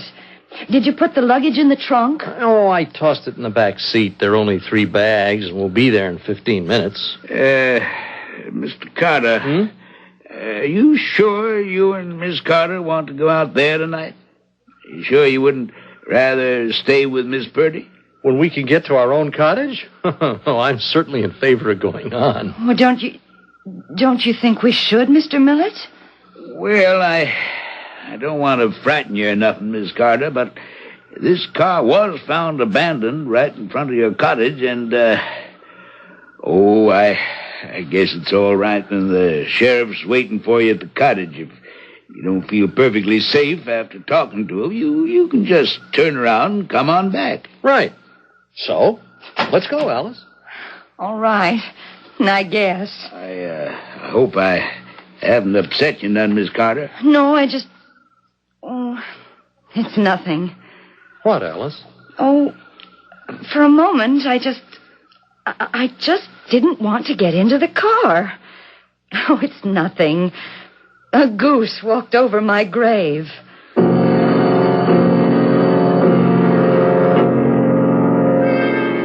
That damn sheriff hasn't made a move since he got back into his car. He's reading something, some kind of a book. Yeah. All right, let's go. Go? We're going to clear out like I said, Ernie? No, stupid. We're going in the cottage. Oh, come on, Ernie. As long as he sits there in his car reading or listening to his radio or whatever he's doing, what's to keep us from sneaking in the back way, taking the suitcase full of bread and sneaking out again? What's to stop us? The sheriff, if he catches us in there. Well, he's not gonna catch us. For Pete's sake, Sid, ain't you got no guts at all?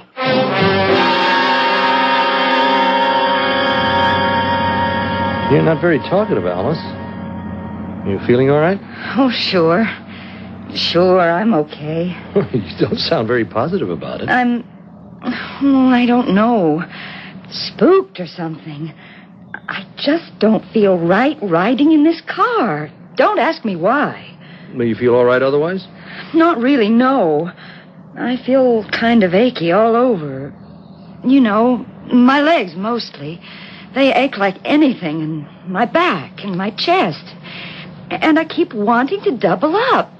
You know that feeling. You just want to curl up into a ball. Here, let me feel your forehead. I don't have a fever. I'm sure I don't. Have I? Doesn't feel like it.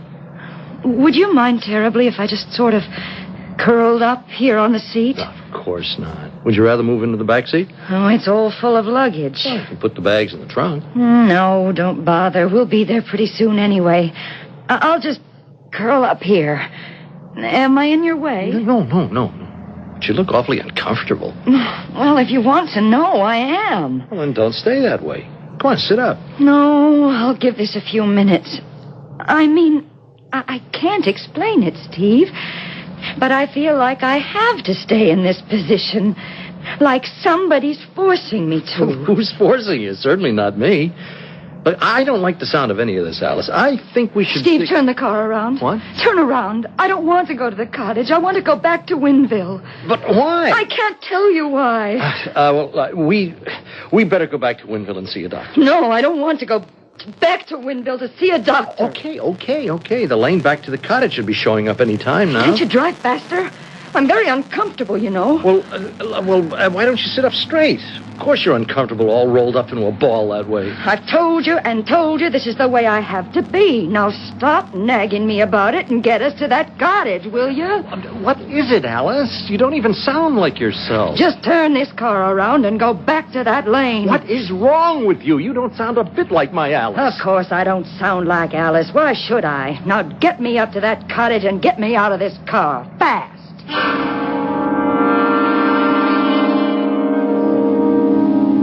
Why should Alice sound like Alice? She really doesn't sound like herself, does she? To me, she sounded like, well, call me fanciful if you wish. She sounded more like Aunt Grace. Although Alice and Steve are not aware of it, Aunt Grace is right there in the car with them. She's dead, of course, and that ought to be the end of her in this world. But is it? I'll return shortly with Act 3.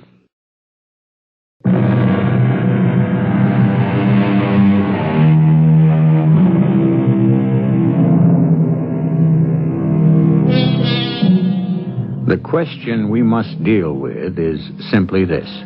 How dead does a dead body have to be? All the way dead, you say?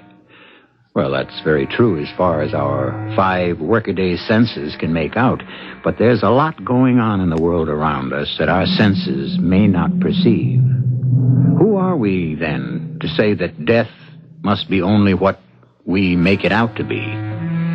Ernie Blake and Sid Sullivan, the 2 men responsible for the presence of Aunt Grace's dead body in the car, are still in the underbrush that surrounds the cottage.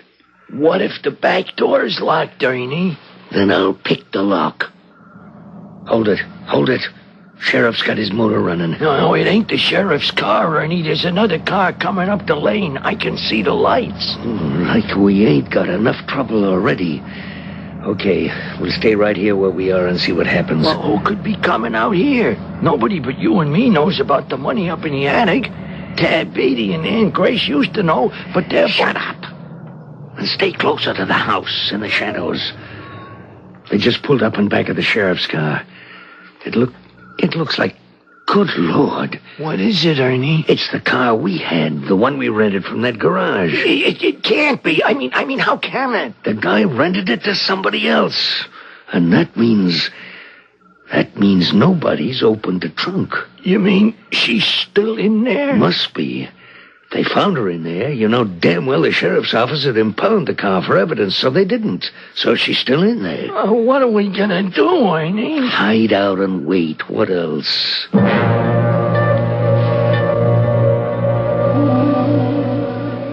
You Mr. and Mrs. Carter, are you? Yes, that's right. I'm Sheriff Tolliver. My office radioed me that you 2 are on your way. Well, we thought since the car was abandoned right in front of our cottage, we'd feel better about things if you stayed around till we got here. It's a funny thing, the car being left right here in front of the cottage you rented. Yes, it's quite a coincidence. Yeah. Can't stand the smell of coincidences. I just don't trust them. Steve? Oh, yes, Alice, you feeling better? Couldn't we just get in the sheriff's car and go back to Winville with him? But why should we? I don't think I'm going to like it here. Well, I suppose we could. You're perfectly welcome, of course, if that's what you want. I've been over to the house, top to bottom, and there's nobody in there. Does seem like a shame for you to spoil your whole vacation just because a couple of nuts decided to ditch a rented car in front of your cottage. Alice? Oh, I suppose it's all right. I'm just feeling spooked tonight for some reason. Of course we'll stay. I was just being silly. Well, anything I can do for you folks before I go on back to town? I guess not. No. I'll be going then. If you should need me for anything, feel free to call on me. I'd like to know how we're going to call on him with no phone in the house. Everything's going to be all right, Alice. I'll go get the bags. Not sure I can get out of the car, Steve. Can't get out of the... Alice, you've been screaming to get out of the car all the way out here. Now you say I know, it doesn't make sense, but it seems to have changed its mind. It? Changed its mind? Oh, stop picking away at every little thing I say. Well, no, look, come on, Alice. You're just tired of riding, that's all. Now, once we're inside... Get away from me. Get your hands off me. Alice, now, something is wrong. It wasn't you saying that. It didn't sound the least bit like you. It didn't feel like me either. I didn't even want to say it. It was like something or somebody made me say it. She looks like she's sick or something. Yeah, the way he practically lifted her out of the car and she's not walking so good. Maybe they won't stay, huh? They'll stay. They're going to be here for 2 or 3 weeks, maybe longer. Why do things like this always happen to me? But we'll just have to go away and leave the money in there, Ernie. I mean, for now, anyway. Will you shut up about going away and leaving all that money here? But what else can we do? We just can't walk up and say, look, Mr. and Mrs. Who's, it's the loot from a bank heist is stashed in your attic. Would you mind if we go up there and get it? Hey, you know something? That ain't such a bad idea you got there. You're kidding. You ain't really going to go up and talk to him, are you? Not out here. We'll wait a while after he goes back in. And Sid, Yeah? you let me do the talking, you hear? You button your lip and keep it buttoned. You mean I gotta be deaf and dumb again? Yeah, that's what I'll tell them if they ask. Alice? Alice, where are you? Back in the bedroom, Steve. I thought I'd just lie down for a minute. Oh, it's a good idea. You're just worn out, that's all. Oh, I hope so. I don't know. Somehow I feel so... I can't tell you. So creepy. Alice, what in heaven's name are you doing? Why are you all curled up in a ball there in the bed? Why do you keep doubling up like that? Steve, I'm sorry, but there's something very strange going on. I have to lie doubled up like this. That's all I can tell you about it. Steve, it's like I was in a little cramped space, all curled up this way, and there isn't room to straighten out. Like being in a closet. Oh, now that's just nonsense, Alice. Steve, It's as if somebody else is controlling me. I think we'd better get you back to Winville. There must be some kind of a doctor there, and I think you need a doctor. No, I'm not going to see any doctor. Oh, all right. Then you stay here, and I'll bring the doctor to you. Now, I'll go into Winville and get him. You're not to do any such thing. I don't want that car moved away from here. Do you hear me? Well, you just can't lie there tying yourself up in knots and talking foolishness. Oh, somebody at the door. Don't answer it. You're to stay away from that door. Well, it's probably the sheriff come back for something. He and the garage man are the only two who know we're here. Don't let them in. Don't go near that door. It is all right, Alice. What can I do for you? Well, I'm sorry to butt in on you this way, but we forgot to take one of our suitcases when we left. I don't understand. Oh, well, you see, we were the tenants in here before you took the place. We had one of our suitcases up in the attic. I can't remember how come, but we forgot to take it with us. That's them. They are the two. They are murderers. Alice, why don't you just... That one there, the young one, he killed me not more than a couple of hours ago. Shot me dead.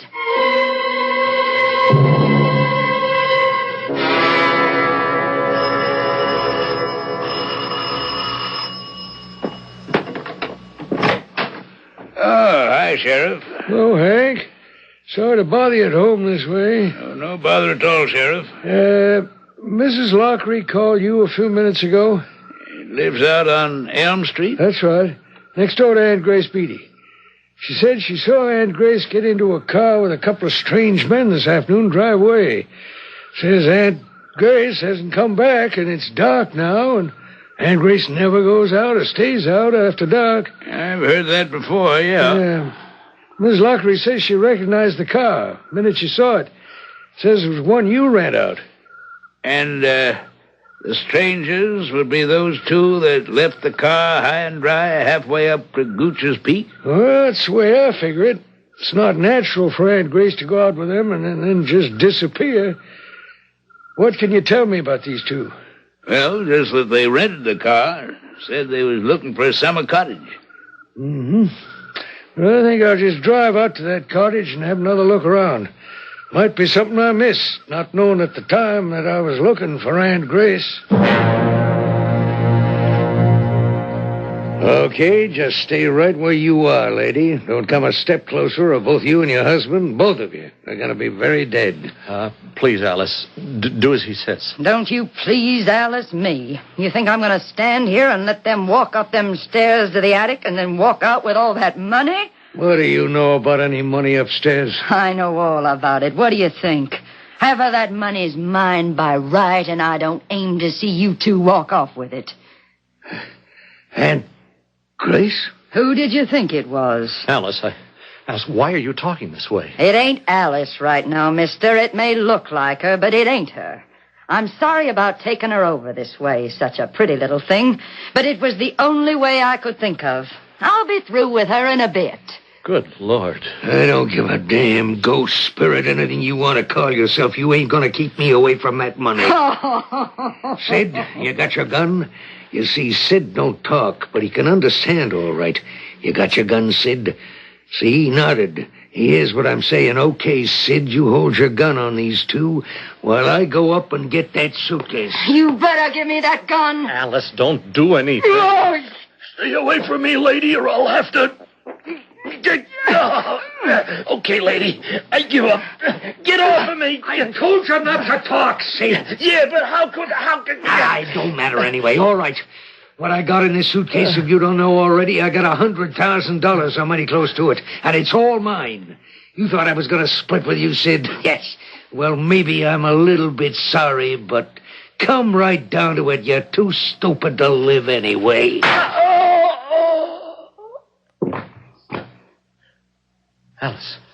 Alice, don't do anything. He'd just as soon kill you as not. I'm gonna have to anyway, let's face it. You too.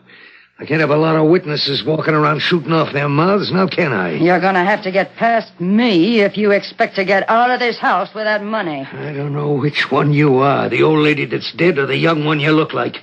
But a bullet's gonna take you out whichever. I'll get past you, all right. I'll kill you. All right, hold it right there, everybody. Drop that gun, you on the stairway. Sheriff, he killed that man. And I ain't through yet, Sheriff. Alice, are you all right? Not yet, I ain't. That man dead, Sheriff? It's just shot in the shoulder, Mrs. Carter. Or are you... you sound exactly like Aunt Grace. Who else would I sound like? I'd like to know. Where's your own body? I'm in the trunk of that car outside there. Get me out of there and I'll be finished with the lot of you. You still plan to spend your vacation here at the cottage in spite of what's happened? I think so, if it's all right with Steve. Good. If there's anything I can do for you while you're here, be sure to let me know. We will, and thank you. Bye. Be safe, dear. Well, are you, sure you want to stay, Alice? Yes, I really do. Oh, it was an unpleasant experience, I admit, but somehow now it's all over. I sort of like old Aunt Grace. Well, I don't. If I could have figured out a way to get at her without hurting us, she wouldn't have had things so much her own way, believe me. I'd have chopped you up and had you for breakfast, Sonny. Alice? Was that wasn't... You'll never know, will you, Steve? So it was a simple case of possession. Oh, of course it was. That last bit about Aunt Grace chopping Steve up and having him for breakfast, that was just Alice having the last word. A simple case of possession. You don't think possession is such a simple matter? Good heavens, it happens all the time on Mystery Theater. And if you heard it here, you know you can believe it. I'll be back in a few minutes.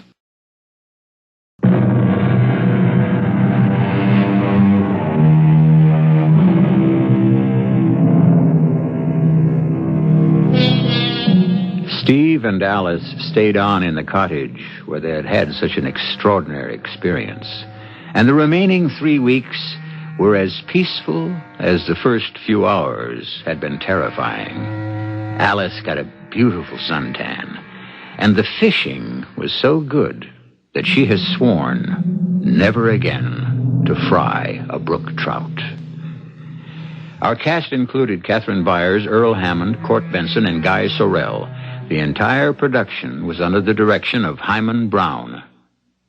This is E.G. Marshall inviting you to return to our Mystery Theater for another adventure in the macabre. Until next time, pleasant dreams.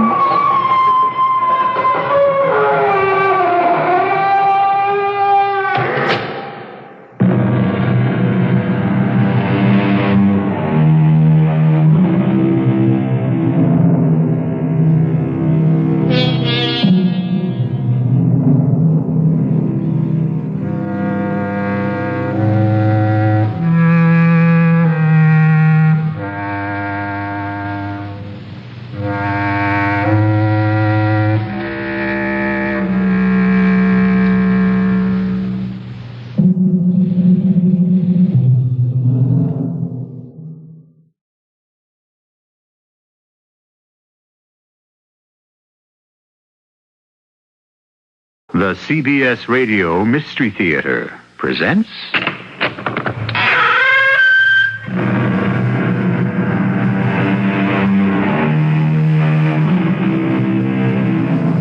Come in. Welcome. I'm E.G. Marshall. I make my living as an actor. Almost all of us do work for a living, but some people have strange occupations, such as making false teeth for reindeer, sitting on flagpoles, or even jumping motorcycles over the Grand Canyon. Our story today deals with a man whose business was killing.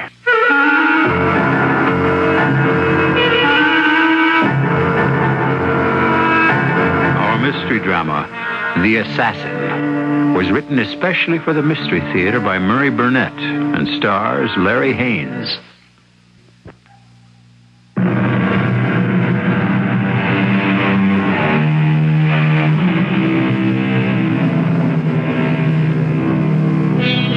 Unfortunately, violence is an ugly part of our everyday lives. Happily, most of us are only indirectly involved, but we're reminded of its daily presence every time we pick up a newspaper or listen to newscasts. Some of us enjoy a vicarious thrill by stepping into this dark and dangerous world for a few hours through books, plays, or motion pictures. I invite you to listen as we embark through the magic of radio on a journey through the torturous world of hired assassins. This is an extremely important assignment. You've heard of General Luis Reyes Saturnino. Oh, yes. Presently dictator of Aragona. Exactly. It's essential that he be removed within the next 10 days. As always, we've already set up contacts for you in Trobia, the capital city of Aragona, where you'll pick up your weapons. Access to the general will also be provided. Your fee will be the usual. No way. The price for killing the head of a state will be a lot steeper than my normal fee, and you know it. The risks involved here are far greater than... I told you we'd arranged it so that the risk will be absolutely minimal. Yeah, on paper. I'm the guy who's going to stick his neck out in Aragona. Haven't our arrangements been letter perfect in the past? The price is $250,000, half in advance, as usual. Ridiculous. And get yourself another boy. Your contact in Trobia will be a Senor Messina. There will be $125,000 placed in your Zurich account. Here are your plane tickets and passport. You'll note that the likeness is very good, and your name is Duncan Appleton. I don't know very much about construction. Neither do the people you meet. You won't be there long enough to run into any trouble with that cover. You'll leave on a 9 a.m. flight tomorrow. Good hunting.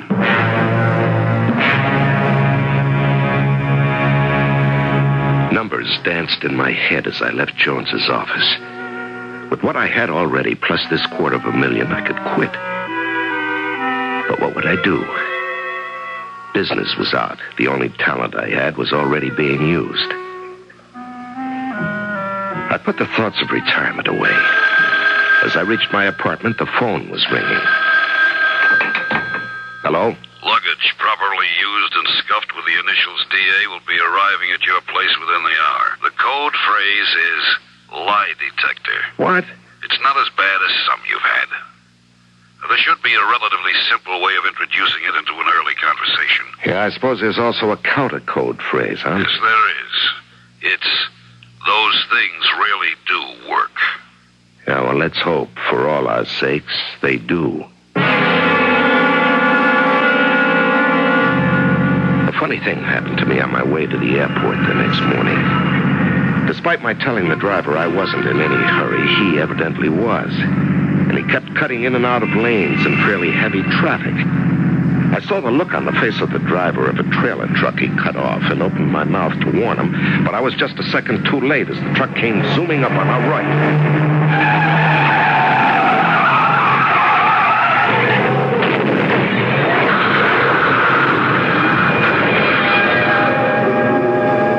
Unless it's happened to you. There's no way of describing it. I must have lost consciousness when the truck hit us. All I know is that when I came to, I was sitting on the side of the road while traffic piled up all around the scene of the accident, with the truck driver screaming at a chauffeur who was screaming back. I had no idea who I was or what I was doing there. All I knew was that I wanted to get away from there. No one was paying any attention to me, so I got up and found I could walk. I went over to the service road that paralleled the highway, leaving the sirens and the hubbub behind me. An empty cab came by, and I hailed it. The driver looked at me curiously when I hesitated telling him where I wanted to go. I groped in my pockets and found an airline ticket and told him International Airport. Will passenger Duncan Appleton please report to the service desk? Duncan Appleton to service desk, please. Duncan Appleton. I recognized that name as being on my passport. I went to the desk. Maybe there'd be some help in regaining my memory. What there was a phone call. And I found myself talking to a voice I'd have sworn I never heard before. I heard about the accident. How are you? Okay.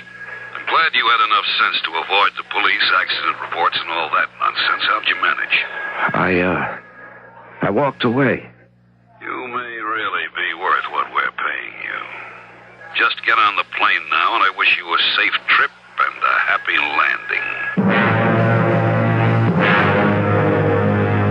On the plane, I discovered that I was going to Aragona.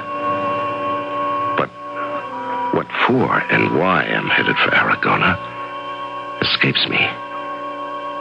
By the time the plane landed in Trobia, Aragona's capital, I'd discarded the idea of going to a hospital and reporting my loss of memory. It was mid-afternoon as I stood at the exit gates after passing through customs, wondering whether to take a cab and ask the driver to recommend a first-class hotel, when a man approached me. Senor Appleton? Yeah. And you are? Senor Teodoro Messina. Oh, yes, of course, Senor Messina. How are you? Very well. And you, senor? Oh, never better.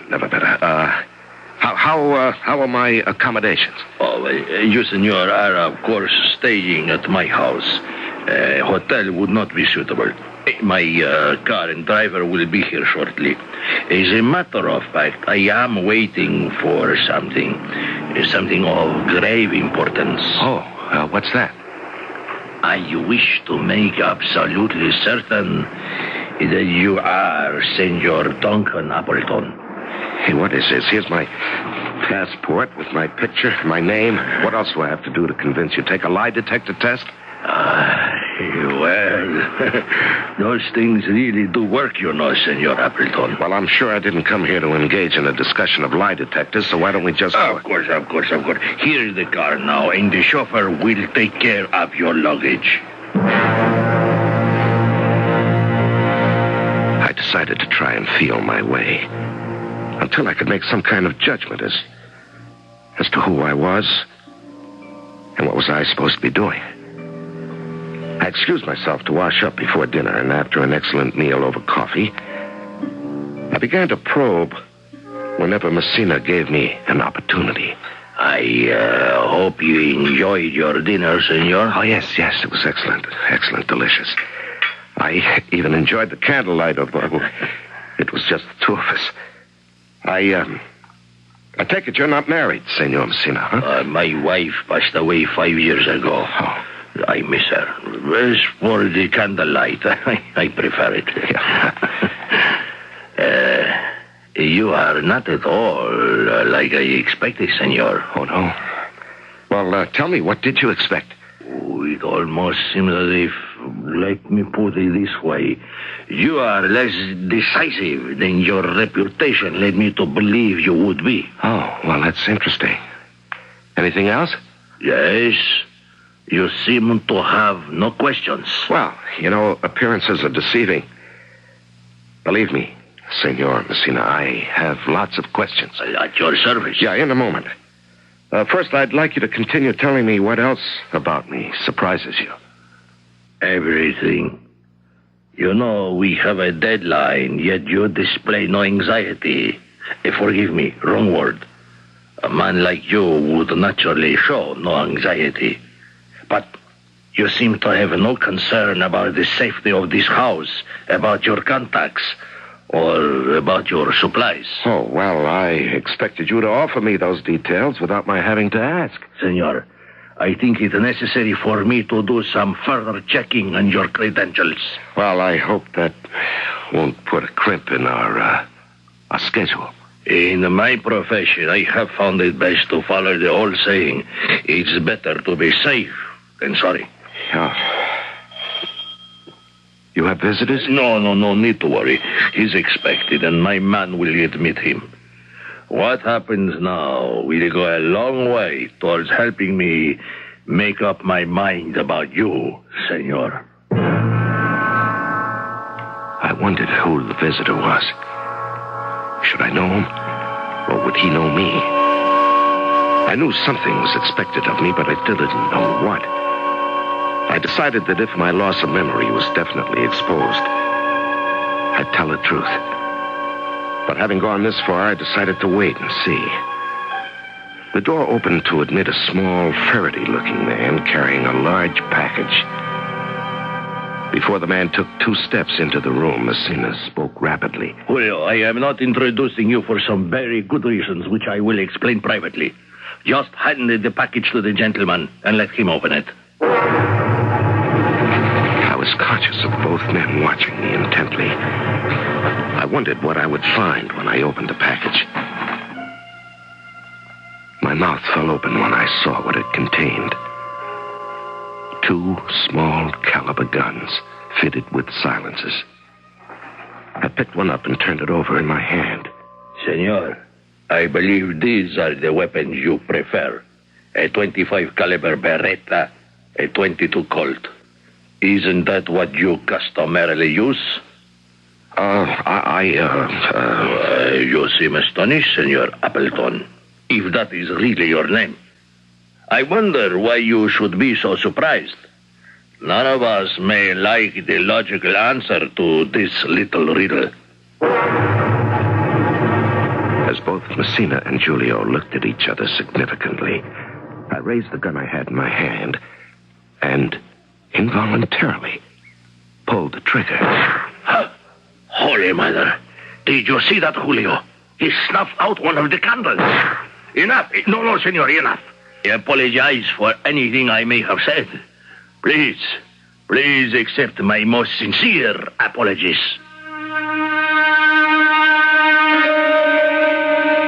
It is said that certain skills, once learned, are never forgotten. For example, riding a bicycle. I'm not sure that this holds true with all other skills. Personally, I can assure you that this isn't so with ice skating. But evidently, it does hold true for shooting. I'll be back with Act 2 shortly.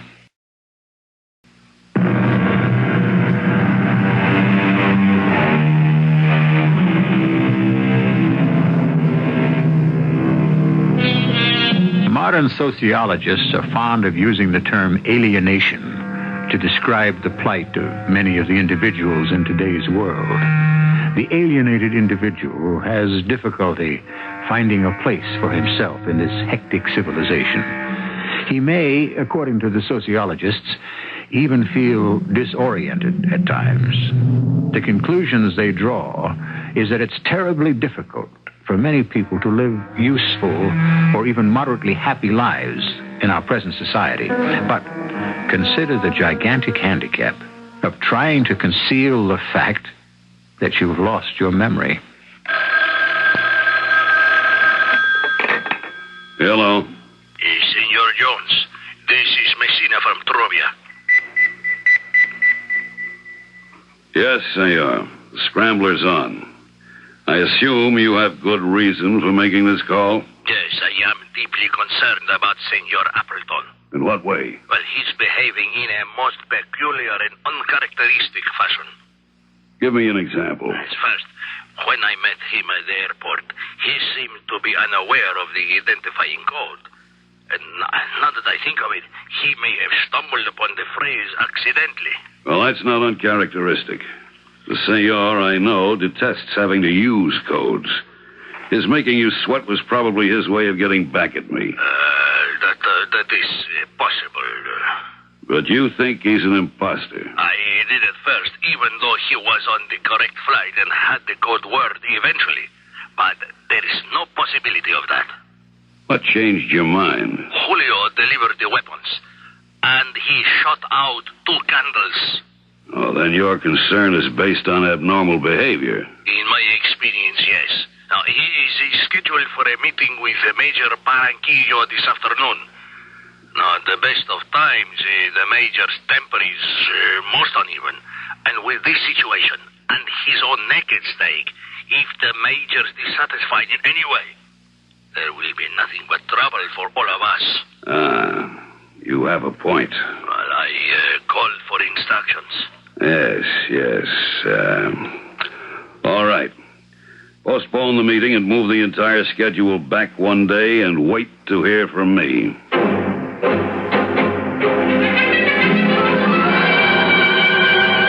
You sent for me, J.J.? Yes. You'll have to leave for Aragona earlier than we'd planned. Oh? Trouble? I'm not sure. Messina doesn't like the way EX has been acting. I don't understand. Neither do I, but I trust Messina's judgment. And if he's concerned, then we have to take some action. Along what line? On assumptions. First, what could cause EX to behave strangely? We know he doesn't use drugs, is sparing with alcohol, and has no personal attachments. Therefore, we have to assume that perhaps, somehow, he's discovered our master plan. If EX knows the whole deal, he'll blow everything sky high. Including you and me. Me, definitely. And I am not going to live the rest of my life knowing that EX is gunning for me. Exactly. Now let's assume, as we must, that EX has somehow discovered we've sent him to kill General Saturnino, to put Major Barranquillo in power, so that we can gain control of the new mineral deposits discovered in Aragona. Oh, that's only half the deal. Granted. I'm assuming that he also knows you're going to be in Aragona and kill him for the Major, thus punishing the foul criminal who murdered the General and sweeping the Major into office in a tidal wave of popularity. It doesn't change anything. Except the date of EX's execution. Now, you'll leave for Aragona immediately. You will ambush and kill EX before he carries out his assignment. But then what about the General? You will also kill the General and enlist Messina's help in transporting the body of EX to the General's office so that you have a corpse to prove your heroism. And then you'll give the credit to the brave Major. I don't like it. Why not? First, because EX will be suspicious of me. I just went through that with you. He may know, but he doesn't know that we know. There's no reason for him to suspect we're going to change our plan. So you say. But I trust EX as much as I trust a cobra. Which is why I suggested you ambush and kill him. Fine. And then I have to keep the body on ice until we set up a meeting with the General and kill him. Then depend on Messina not to cross me and bring the body to where we want it. I will admit the plan has more people in it than we like. But do you have an alternative? I'd made a discovery. It only frightened me. I could handle a gun. I still had no idea who I was, but the evidence was inescapable that the job I'd been sent to Aragona for had something to do with my ability to shoot. After the shooting incident, Messina had politely told me that my important appointment had been put off till the next day.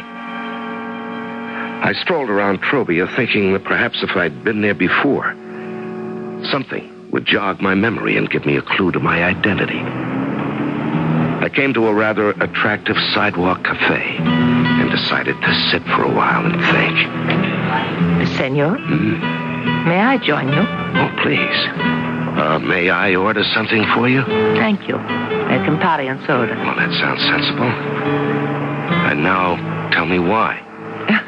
Why I ordered a drink? No, why you asked to join me. Oh, because you are obviously a stranger. Because here in Trovia we pride ourselves on our hospitality. Because I was also alone. And because you seem like the kind of man who would interest me. And just what kind of man interests you? If I said someone like you, then we would be back to square one, so... What's your name? Elena Nunez. Where'd you learn to speak English? In school, here in Aragona. English is taught along with our native tongue. Do they also teach you to pick up strange men in cafes? Oh, now you are being rude. Well, I'd rather say direct. I think I shall leave you and pay for my drink. No, please. Stay. If I offended you, put it down to the fact that I'm just not myself today. You find that amusing? Not being yourself? No, it's a private joke. Don't you have any? Oh, yes, but my big one is personal. Well, aren't all private jokes personal? I suppose. Anyway, as I said, I find you simpatico, and so I will let you in on it. In Aragona, most girls are brought up to marry, to learn how to please a man and find a husband. But I wanted a career, and I got it. Now, where's the joke? If you turn your head and look at that large, empty space across the street, you will be looking at it. Well, I see the empty space, but it doesn't make me laugh. I studied to be an architect. I am an architect. Being a stranger, you can't possibly know that General Saturninos... Oh, well, do you know who he is? Oh, from his pictures plastered all over town, I take it he's your president. Exactly. Well, his dream is to erect a palace of culture in that vacant space you're looking at. And he ran a contest for architect. And I won. Well, congratulations. But I still don't see the joke. Well, at the moment, there are no funds to build this palace. So I started looking for another job, and everywhere I got the same answer. We can't hire you because you're shortly going to be starting to build a palace of culture. So you see, you win, but still you lose. That's sort of a bitter joke, isn't it? Ironic. Now tell me, what is your business? It's sort of confidential. You're an American, I can tell. Where do you live? You know, you ask a lot of questions. But how else do you get to know about people? Well, don't I get to ask any questions?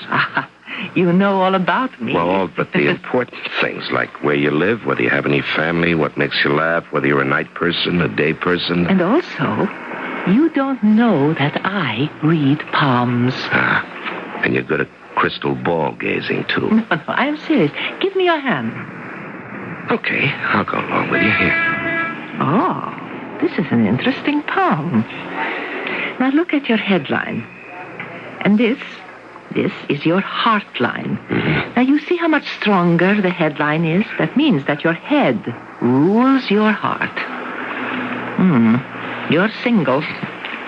You've never had a really serious illness in your life. You have strong feelings, but you keep them well under control. No? Fine eyesight, good manual dexterity. Well, how's that for a start? Fascinating. You doing anything today? Not a thing, unless they've started building the palace. It doesn't look like it. But what about your business? Don't you have... No, not until tomorrow. Look, why don't we spend the rest of the day getting better acquainted?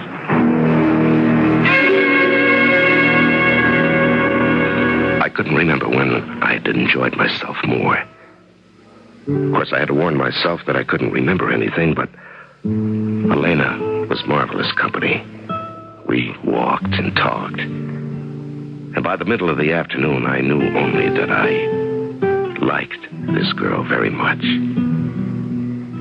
When I suggested that we find a place where we could eat or drink something, she took me to a secluded courtyard. Hidden from the street was a delightful outdoor restaurant.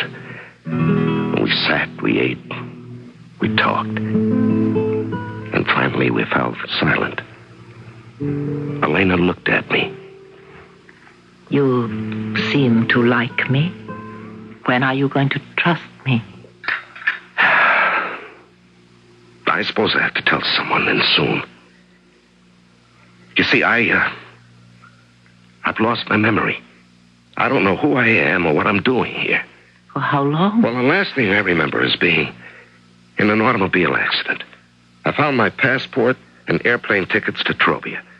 My passport said my name was Duncan Appleton, and I have no reason to doubt it.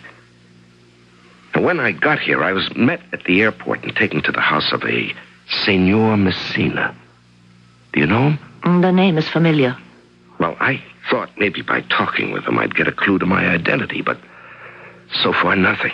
Well, you're staying at his house. Doesn't he seem friendly? Yeah, friendly, but not simpatico. Now, what I need desperately is to bump into just one person who knows me and understands, can help me by recalling incidents we both know. Mm-hmm. I'm glad you told me. And I wish there was something I could do. Well, there is. Have lunch with me tomorrow. Same place where we met. You have a date.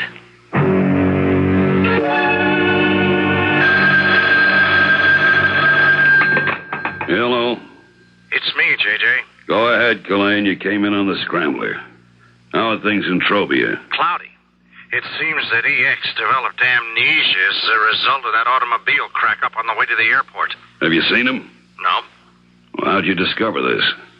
Thanks to you putting Elena on him. It's in her report. She spent most of yesterday with him. Then we can rely on its accuracy. I feel certain we can.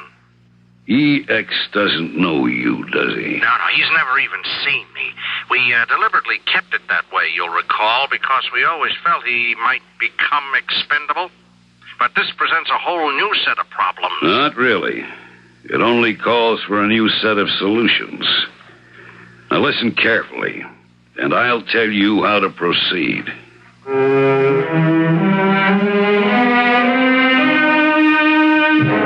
The 17th century poet John Donne ended a famous poem with the lines, "Nowhere lives a woman true and fair." This sentiment certainly seems to apply where Elena and her relationship with a man who believes he is Duncan Appleton is concerned. But women have been known to change their minds. I'll be back shortly with Act 3.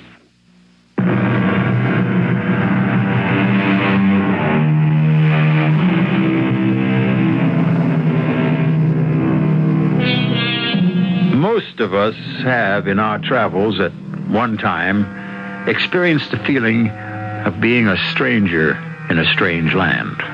Sometimes the feeling can generate a sort of pleasurable excitement, but it must be pure horror to be in that position and to be a stranger to yourself, a man who's lost his memory, which is what's happened to Duncan Appleton in Trobia, the capital city of Aragona. After my day with Elena, I slept better than I had since I arrived in Trobia. At least now I had someone to share my secret. I looked forward to seeing her at lunch.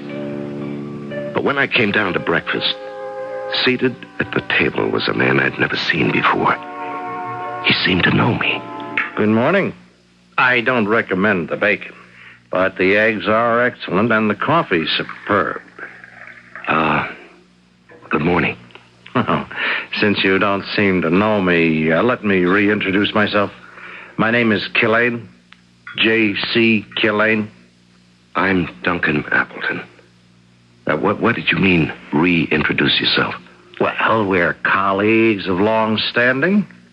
Only you don't remember me, do you? Well, I'm sorry, but I... Don't apologize. I know you don't remember anything before that smash-up on the way to the airport. How do you know? Very simply. Senor Messina wasn't entirely satisfied with your behavior. He called our boss, Mr. Jones. Does that ring a bell? No, I'm afraid not. Well, don't let it concern you. I'm here to help you. Now, Jones guessed that perhaps you'd taken a blow on the head that had temporarily blanked out your memory. Now, he sent me down to check. Now, sit down. Enjoy your breakfast. With my help, perhaps you'll soon remember everything. Well, I surely hope so. Now, first, your real name is not Duncan Appleton. It isn't? No.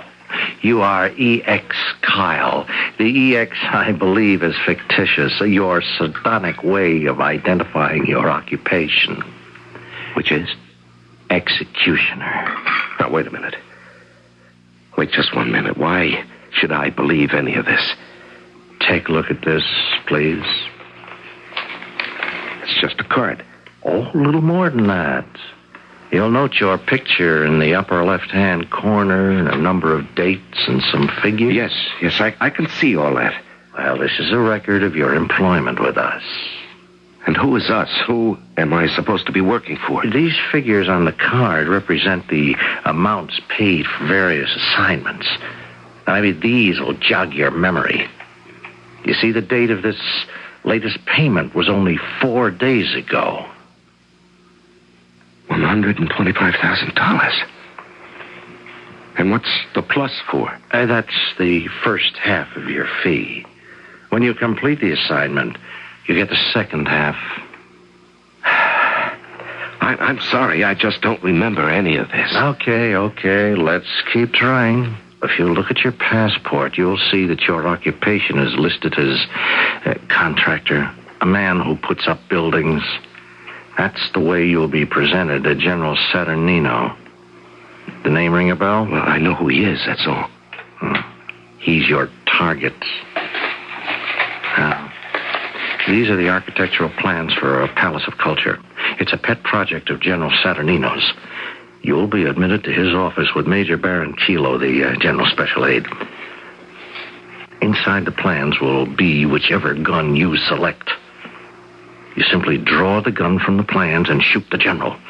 Baron Kilo will take you to a private door leading from the general's office. It goes directly to the street. There will be a car waiting for you. Your escape route has been arranged to the last detail. Now, does this recall anything to you?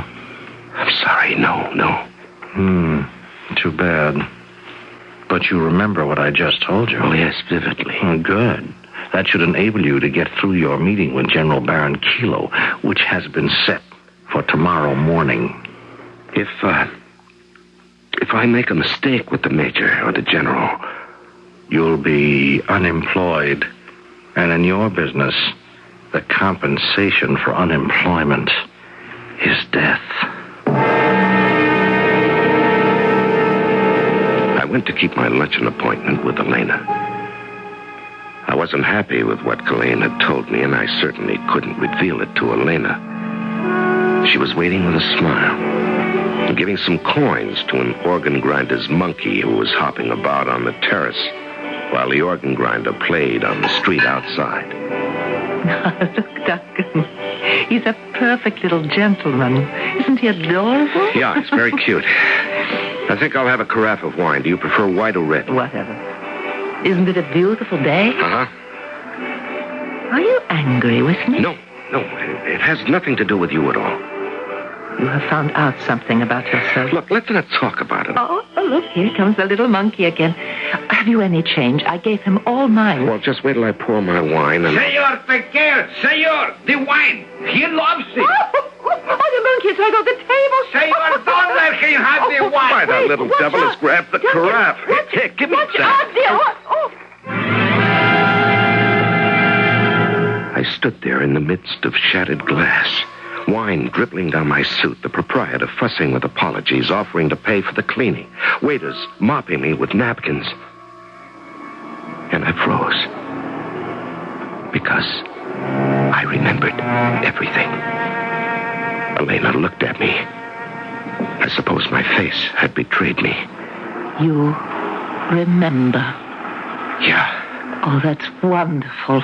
Is it? Oh, how can it be anything else? If you're smart, you'll walk away from me. I know who I am and what I am. No decent person should even have to look at me. I don't think you're anywhere near as bad as you make out. Oh, no? All I'll tell you is that I'm in a monstrous business. I think you're exaggerating. You do, huh? Well, listen to this, then, now that I remember everything. I have just come from talking with a man who I know I never saw in my life. He tried to convince me that we were old friends. And I think I'd better figure out the reason he said that. Talking about deceit. What would you call a girl who told the people you are working for that you had lost your memory?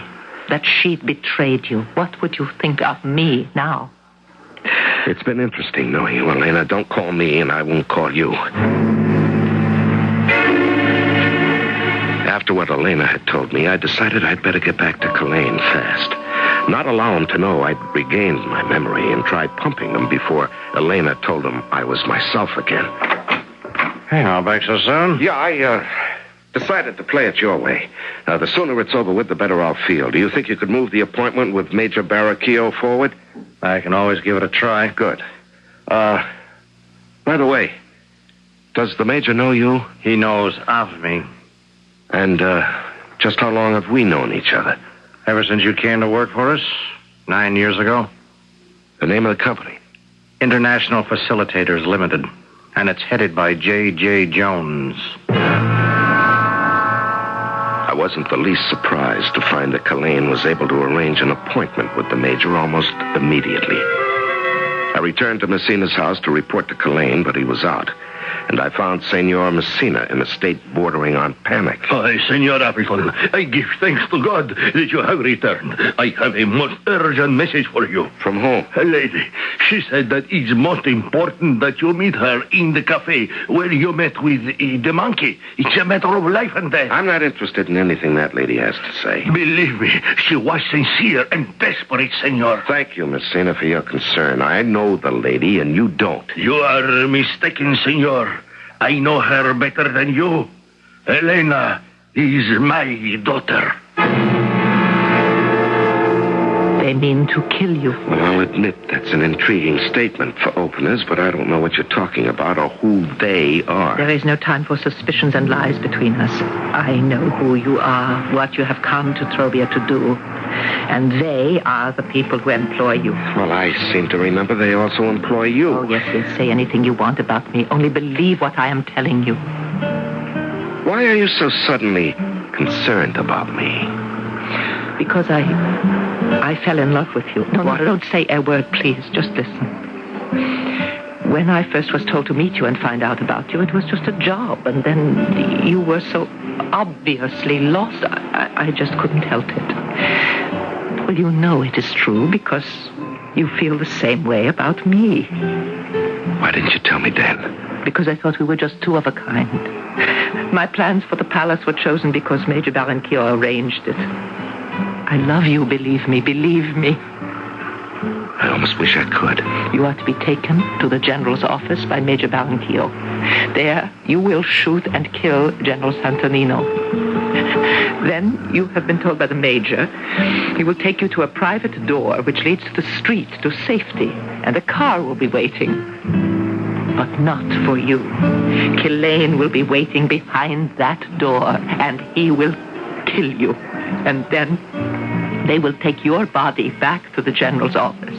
Cullen will leave as you were supposed to. And then the Major will give the alarm. You were an assassin and a loyal aide of the general's, and he killed you. Well, do you believe me?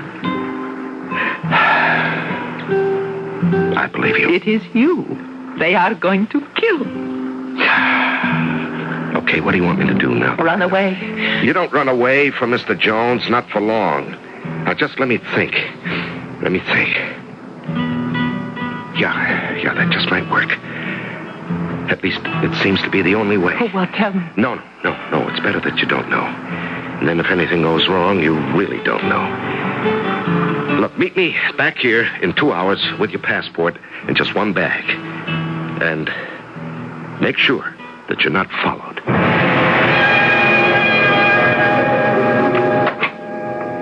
Where did you get to? I wanted to know how the meeting with the major went. You were out, so I ran an errand. Well, the meeting go okay? Yeah. It went fine. Kalaine? You see, I know who I am. I've regained my memory. Great. Then there's no need for me to go over the execution plan again. No, none at all. Because the general isn't going to die. You are. Wait.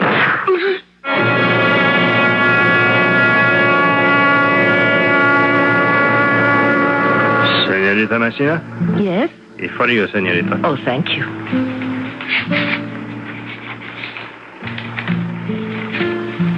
My darling, a beautiful lady once read my palm and told me that my head always ruled my heart. She was right. This way. Saying goodbye, only one of us is doomed. I love you. Believe me, as you said, you loved me earlier. And so I give you the only gift worth having. The gift of life. Please live it happily for me. In his farewell note, E.X. Kyle told Elena that his decision not to meet and run away from her was a decision made by his head, not his heart. I think it was just the reverse, an affirmative act of love. We might quote from Dickens and say it was a far, far better thing he did than he had ever done, giving up his life for the woman he loved. I'll be back shortly.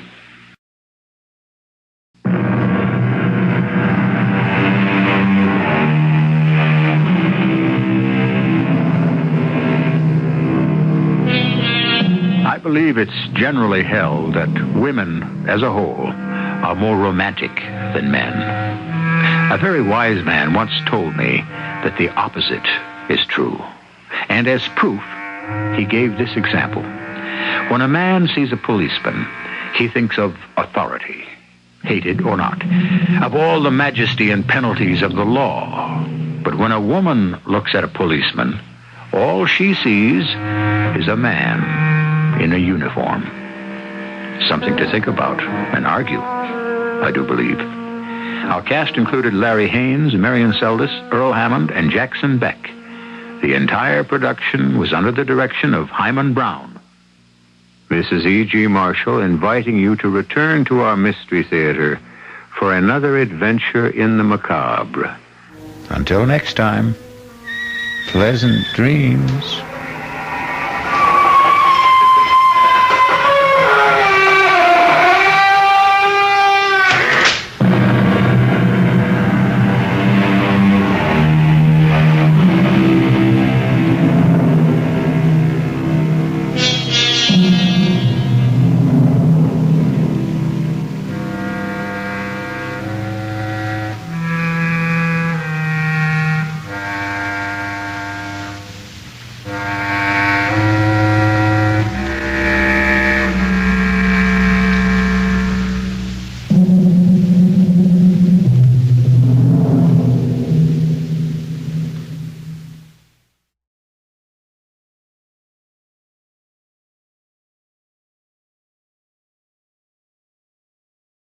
The CBS Radio Mystery Theater presents...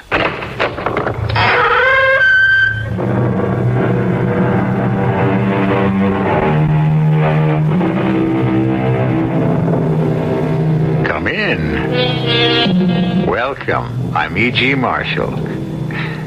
Good luck is a giddy maid, fickle and restless as a fawn. She smooths your hair, and then the jade kisses you quickly and is gone. But Madame Bad Luck scorns all this. She shows no eagerness for flitting, but with a long and fervent kiss sits by your bed and brings her knitting. And so, you have them, the Luck sisters, good and bad. Two ladies who cannot be wooed or courted. They pick and choose their own time and place. If only we knew how to capture one and escape the other. If only.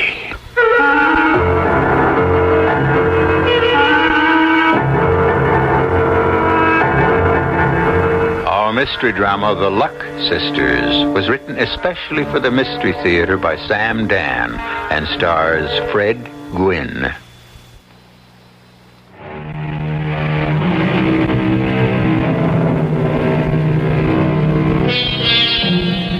We have, when you add up the minutes, something less than an hour to relate our stories, and most of the time it's enough.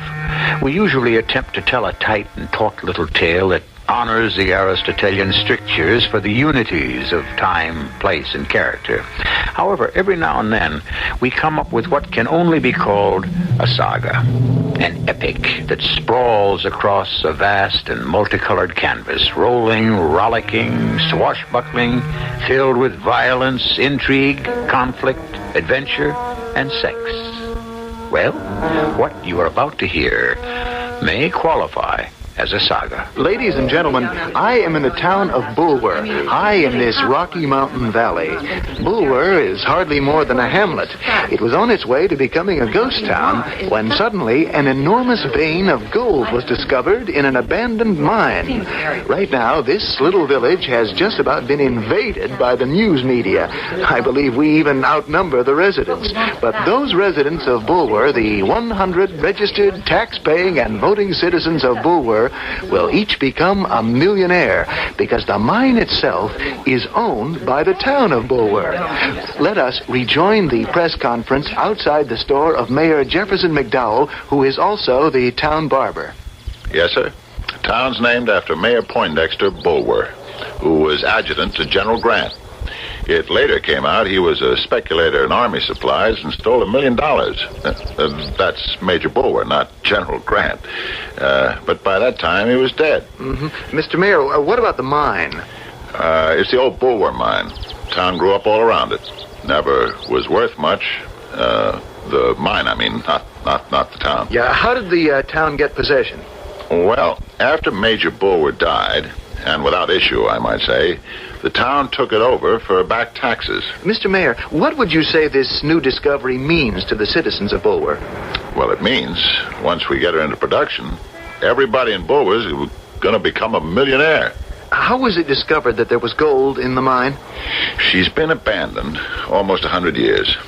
Then, last week, little Billy Blackburn, that's Bob and Eunice Blackburn's kid, fell down a shaft. Wasn't hurt, just scared. When they dug him up, there was all this gold dust. Mm-hmm. Do you think this will change the people in this town? What kind of a stupid question is that? If you was to become a millionaire, wouldn't it change you?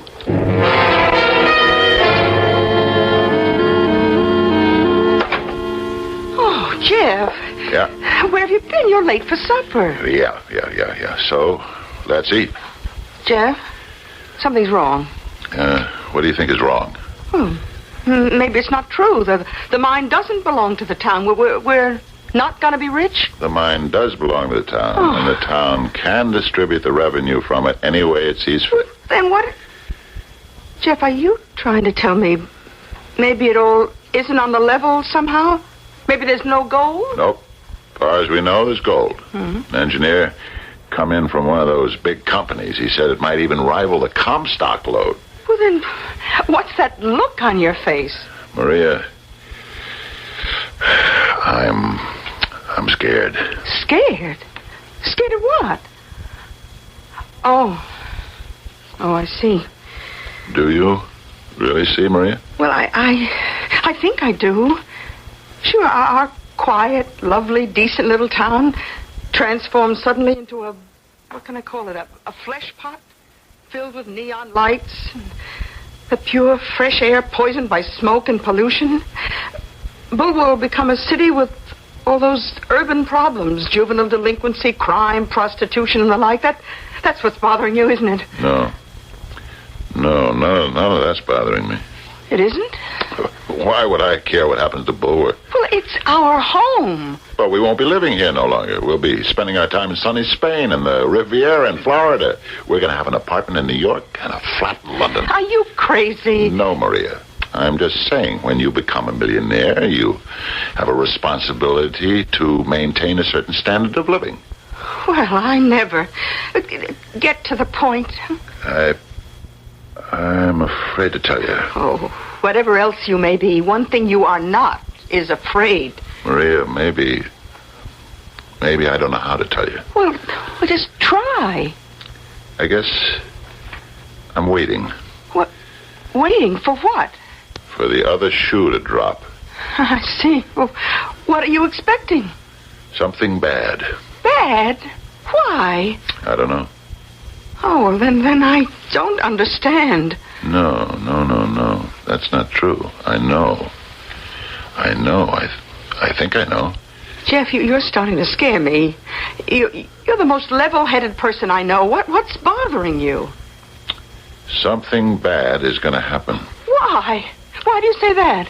Because it's the history of this town. Bad follows good like night follows day. I'm not sure I understand. Well, look. Go back to the beginning, right? The town is named after a Civil War hero. Mm-hmm. It later turns out he's a crook.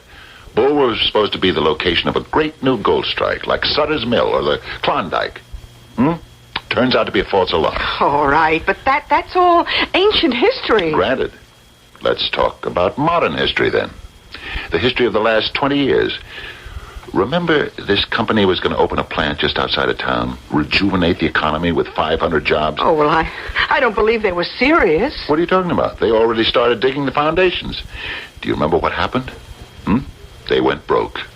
That's what happened. But still, that doesn't prove And the Air Force was going to put up a base on Spencer's Plateau? Well, that wasn't definite. What do you mean it wasn't definite? We were going to contract for the land. Oh, Jeff, you know where the government's concerned, you've always got politics. But the fact is, one day it was yes, and the next day it was no. Yeah, but what can happen now? I don't know.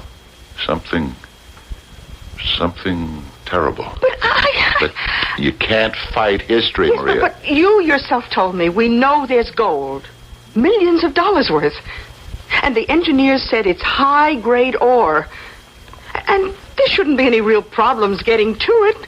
What can happen? Maria, honey, this is Bulwer. Depend on it.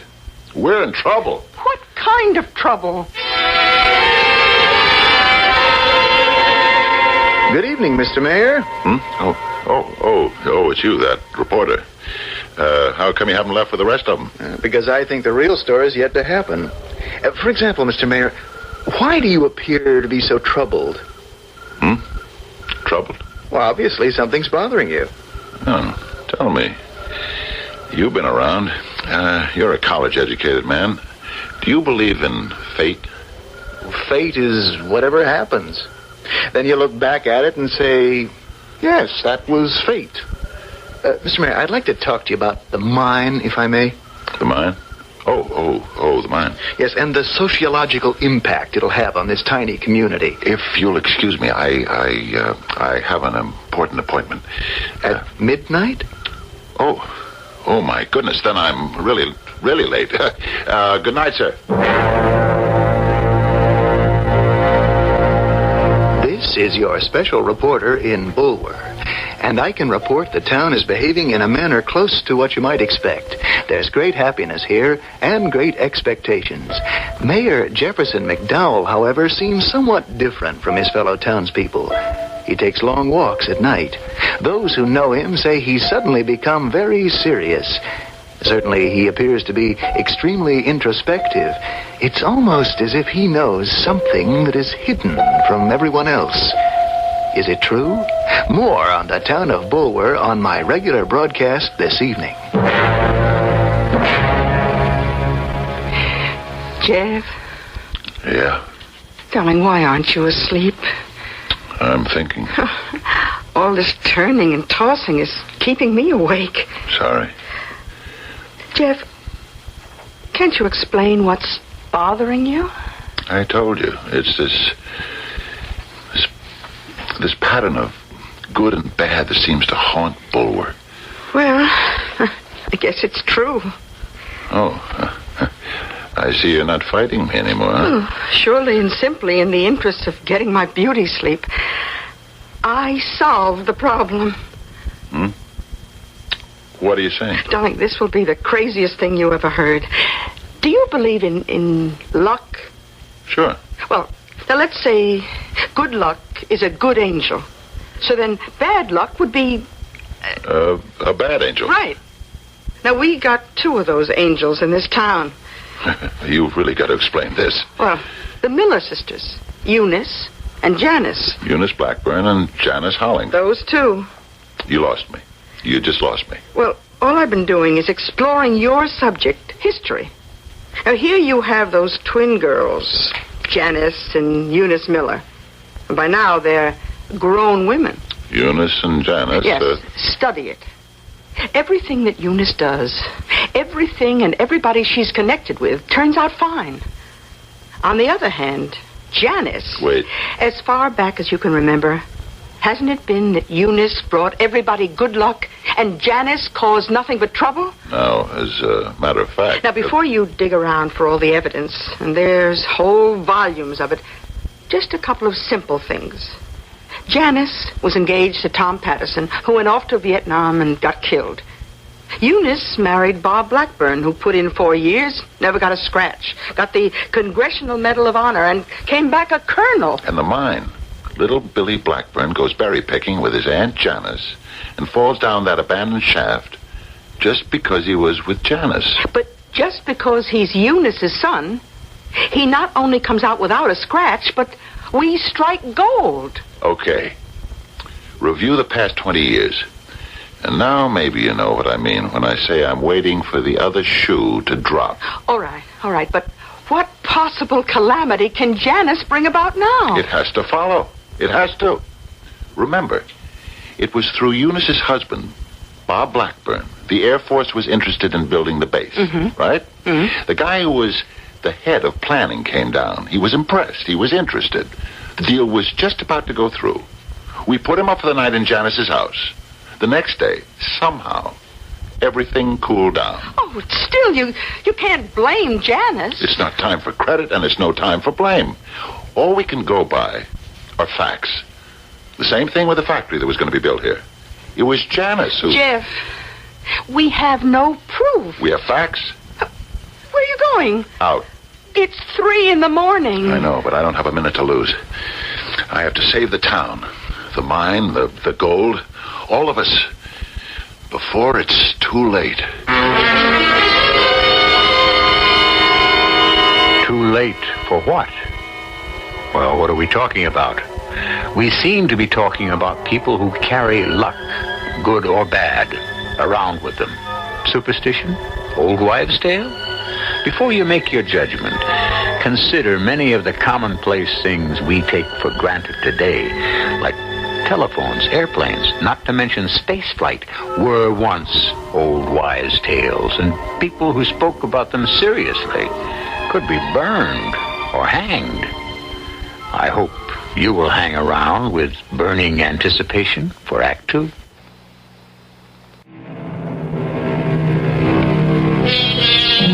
Gold. Chemically, structurally, it's a simple and relatively uncomplicated element. And yet, it has within it a mysterious essence that can completely change human nature. Or is that really true? Can we basically be altered by gold? Or does gold merely act as the catalyst to speed up changes that were always ready and waiting to happen? Who is it? Janice, it's me, Jeff McDowell. Well, what is it, Jeff? Janice, I've got to talk to you. Jeff, do you know what time it is? I know what time it is. Can I come in? Well? Janice, I don't know how to say this. Say what? I don't even know how to begin. Well, as Miss Ballantyne, our 5th grade teacher, used to say, begin at the beginning. The beginning. We go back a long way, you and I, Janice. You never should remind a lady of her age, Jeff. And many things have happened. Oh, it's no use. The only way to say this is say it. Right out. Straight out. Yes. I want to tell you that... That you're in love with me. Is that it? Janice, that's not what... Do you want to divorce Maria? No. Are you suggesting that we have an affair? Janice, listen. In a small place like this, how long do you think it could be kept a secret? You've got it all wrong. I want to ask you to leave town. No, Jeff. You've got it all wrong. It's not what I came here to talk about. I came here to ask you to leave town, and it has nothing to do with me or you. It's for the good of Bulwer. Is that a fact? Janice, you must leave town before it's too late. You ring my bell at 3 a.m. to tell me to leave town? If it's a joke, I'm not amused. I'll put it this way. Look, 300 years ago, you would have been burned at the stake. Your conversation isn't getting more pleasant either. You and Eunice, the Miller sisters. What's the history of the Miller sisters? I must ask you to leave, Jeff. You, Janice, you bring misfortune, tragedy. Eunice has always brought good things, great things, wonderful things to everyone about her. I can't believe I'm sitting here listening to this. She brings us good luck. You bring us bad. Maybe it can be spread like a disease, and you could be the carrier. There's the door, Jefferson McDowell. Janice, there's no malice in this. I promise you. I'm stating a fact. So am I. Get out. Consider, Janice, everybody who's ever been associated with you has. In high school, you went out with Freddie Price. So did other girls. Come on, Janice. Remember the senior album? You and Freddie were voted Romeo and Juliet, and he had a great future as a ball player. The big league scouts were here to see him. But the day he gave you his pin, he broke his arm. And that was the end of him. And what did I have to do with that? It doesn't get any better, Janice. The Patterson boy. Remember, you got engaged just before he went to Vietnam? He was killed, and your husband, Joe, he was killed in a plane crash. Jeff, I have had a very tragic life. Things have always gone badly. That's what I'm trying to tell you, and there's a reason for it. Are you saying it's my fault? Yes. Oh, you're unaware of it. You're not personally responsible for it. It's just one of those things. And you have come here at 3 a.m. to tell me that? Yes, because we may not have very much time. Time for what? The mine. Look, we could sit here for hours, going all the way back to when you were a little kid, and we could come up with hundreds of examples, but, well, here we have the mine. The rediscovery of the mine. It could mean millions, maybe billions of dollars. So please, don't kill it. Kill it? How?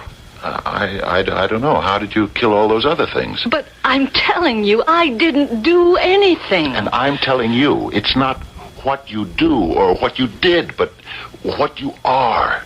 What am I? I could say a jinx. I could say a witch. But what does that mean? You've heard of Lady Luck? Oh, okay. So there's also Lady Bad Luck.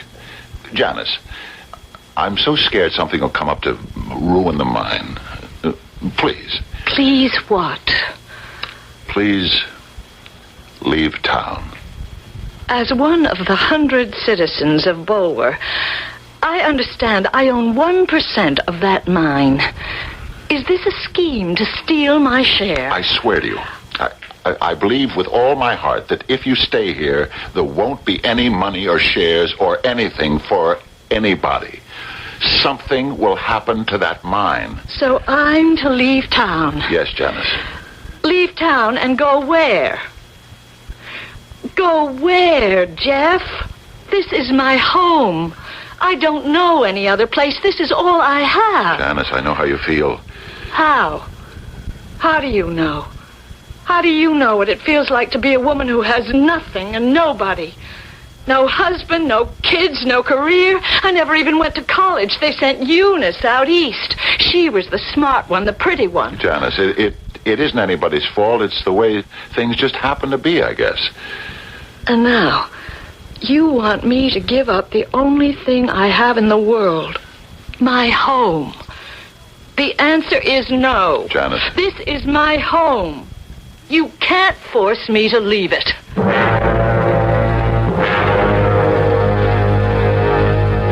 Good morning. This is your special reporter in the tiny town of Bulwer, which has been struck by the golden lightning of sudden wealth.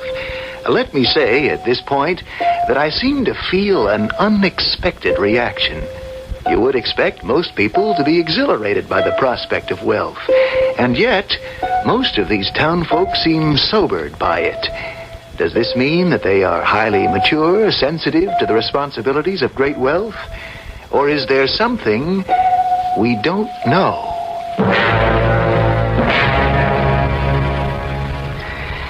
It's dawned on me. It's finally dawned on me What, Maria? that we're going to be rich.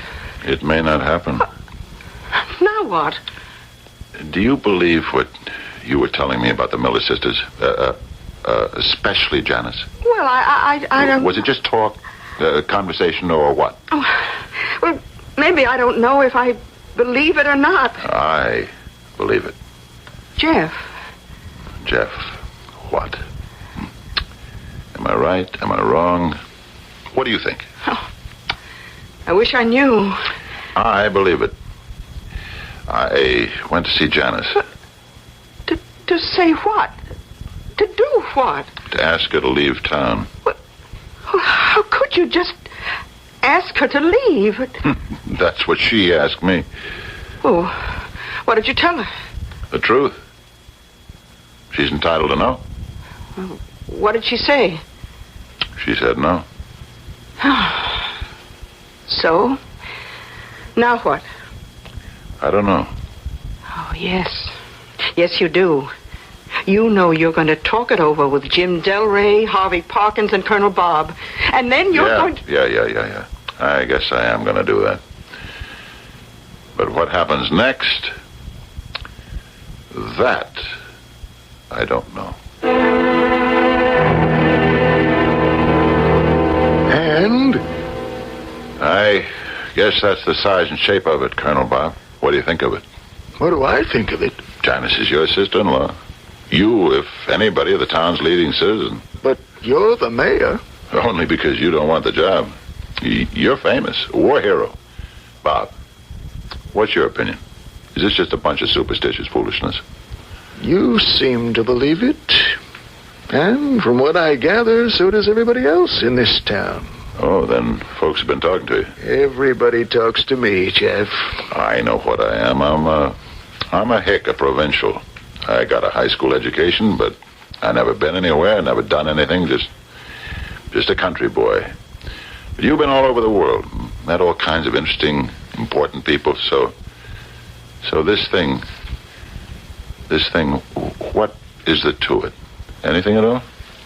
When I was going to engineering school, Jeff, in our lab courses, we studied the scientific method. You know what that is? I'm sure it's too complicated for me. No, that's where you're wrong. It's very, very simple.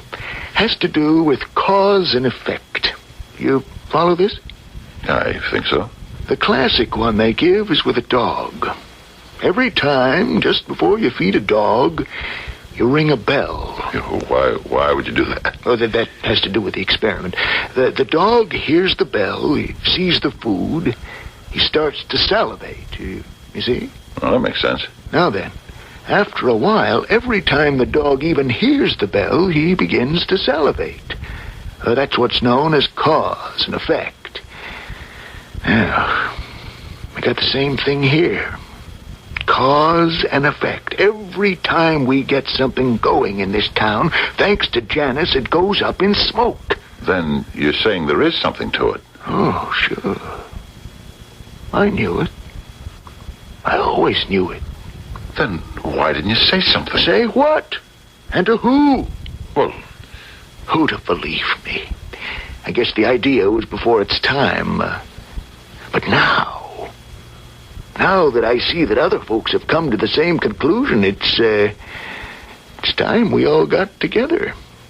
What would we be getting together for? You should know, Jeff. You know. You're mayor of this town. You feel it's your duty to get something done about it. I wish I knew what it was. I talked to Janice. I asked her to leave town. She turned me down. Naturally. So? Where are we? You know where we are, Jeff. You may not like where we are. Nobody does. But we are at the point where we have to do something about Janice. I admit it, but what? I think you know, Jeff. I think you know.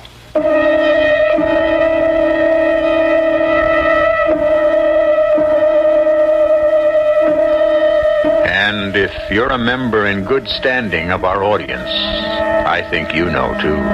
Poor Janice Miller Hollings. It is her fate to be a carrier of bad luck. Such people, when found out throughout history, have suffered for it.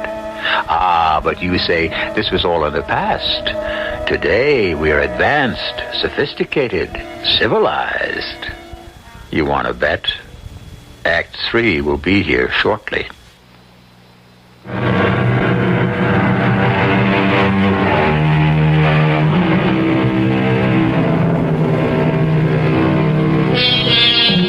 Sacrifice. Society is based on it. We give up some of our liberty for the greater good. Our ancestors sacrificed the individual to turn aside the wrath of the gods and spare the tribe. A general sacrifices a battalion to save an army. For the common good, the majority can usually justify any sacrifice, especially morality. Ah, morality. How weak, how fragile, how friendless she can sometimes be. You know what we have to do about Janice, Jeff? There's just no way we can force her to leave town. I admit that. Besides, you've got this newspaper correspondent poking around. I wouldn't worry about him. Nobody will tell him anything. But you just admitted we can't force Janice to leave town. That's right. Even if she up and left, that wouldn't do any good. Why not? Because she'd still be alive. Oh. There it is. Oh. No, Bob. We could never. All right, Jeff. Take a little more time. You'll talk yourself into it. I could never talk myself into murder. Jeff, never is a very long time. I don't think you know me very well, Bob. Jeff, right now, the mayor and the town council of Bulwer, that's you, me, Harvey, Jim. We're receiving bids from mining companies to develop and exploit the property for us. The lowest one is for $250 million. We have 100 citizens, so that's a minimum of $2.5 million each. I know. It's better than that. Because you and Maria each get $2.5 million. So do Eunice and I. Harvey and his wife have 3 grown sons, so his family stands to get, $12.5 million. That's what's involved here, Jeff. I know. So, then you know what you have to do. Jeff, the second the idea occurred to you, you knew how it would have to end. You've been fighting it. Yes, I've been fighting it. We've all got to agree. We have all got to agree. Have you spoken of this to anyone else? Yes, I have, to just about everyone. This thing has been gathering momentum without you. Now you've got to come on board. How about the women? Oh, yes, they have to be part of it. You mean you told Eunice? Oh. She's the one who convinced me.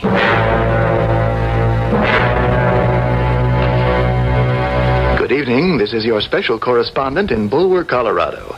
This is the strangest town I've ever seen. The prospect of wealth, fabulous wealth, has frightened every inhabitant. There will be wealth. Each of them shall become rich beyond their dreams. I understand the bidding to exploit the property will go as high as $500 million. Ladies and gentlemen, divide that 100 ways. I have been promised an interview with a lady who lives in this town later on. Janice Miller Hollings.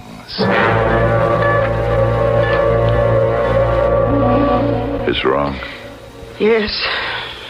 Yet it's the will of the majority. Well, that's not going to help. It's murder. And it's wrong. Yet, I know after we say everything there is to say, we're going to go along with it. Are we? Yes. We have no choice. It's just too much money. At least $5 million for you and me. Maybe more, maybe twice that much. $10 million. It isn't right, Jeff. It isn't right. I know. What I mean is, it isn't right to tempt human beings like this. It's just too much money. It's worth Janice Miller's life. Janice Miller Hollings. You want to know the truth? The terrible truth? I never liked her. All right. You can say that. I'll say it too. Say what? Whatever it is, we're starting to justify it. Finding reasons for it. Yes, I realize. We have to, if we want to be able to look at ourselves. I'll never be able to again. You will. Oh, yes. As time goes on, you'll find reasons to show you did the right thing.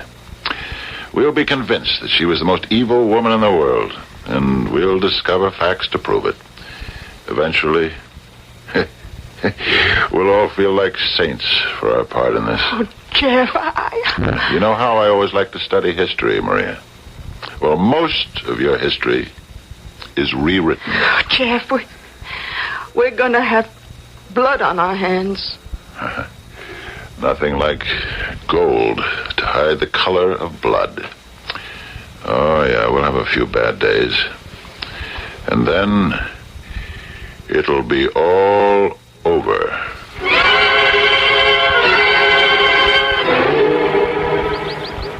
Hi there, Miss Miller, or is it Mrs. Hollings? It can be anything you like. You promised me an interview, remember? Did I? You most certainly did. Now, I understand you have a twin sister, and the two of you are as different as night and day. Well, if you know all about me, why do you wish to interview me? None of us really know all about another human being, Miss Miller. Nor should we. You strike me as a very sensible person. I'm sure we could have a most agreeable interview. I was warned about big city types like you. I promise I'll be all business. But I'm not too sure I like that. Well, why don't I take you to dinner this evening? Why don't I cook dinner at my house? I can't think of a single reason against it. Till this evening, then.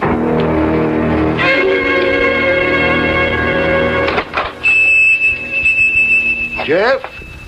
Oh, hello, Bob. I figured the shop would be empty this time of day. How about a little trim? Sit right down. You spoke to Maria? Yeah. And there's things like that ancient, what do they call that terrible machine nobody could stop? A juggernaut. Yeah, that's what it is. Just rolls over everybody and everything. You just can't make any argument against it. That's true. So we're just gonna blithely kill Janice Miller. Well, it won't be blithely. Nobody's gonna enjoy it. Do we have to even talk about it? Yeah, we do. What's there to say? You know, Jeff, I've been barbered in New York, London, Paris.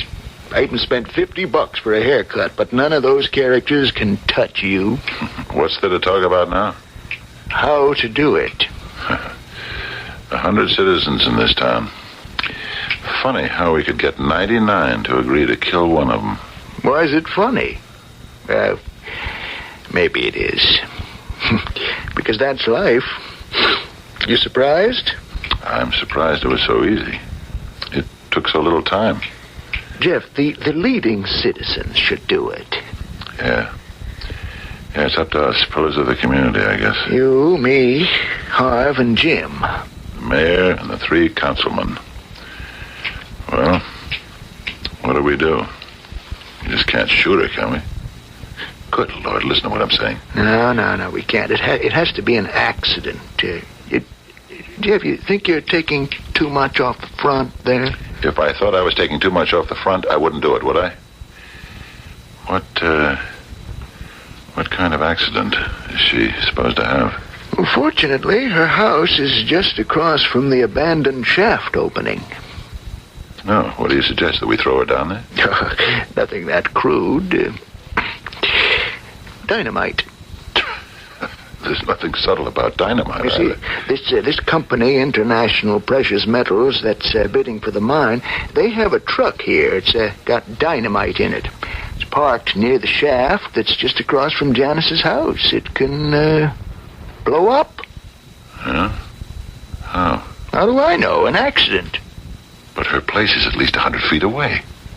Is there that much dynamite in the truck? Oh, yes, there certainly will be. And, who? The four of us will help wire, and we'll have an automatic fuse to set it off. Huh. And that's it? All of our problems are over. When do you want to do it? We want to do it as soon as it gets dark. About 7 o'clock. Be there.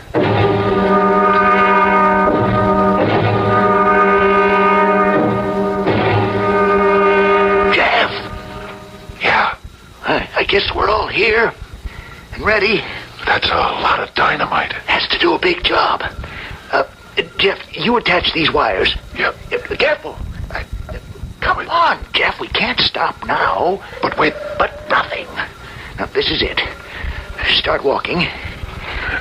Less than a minute, it'll be all over. Bob, you sure it'll do the job? I'm sure. You're sure nothing else will be... The only house within 300 yards. The thing will rattle windows all over town, but all the damage is going to be directed toward that. I'd give all the money I'll ever see from that mine not to have done this.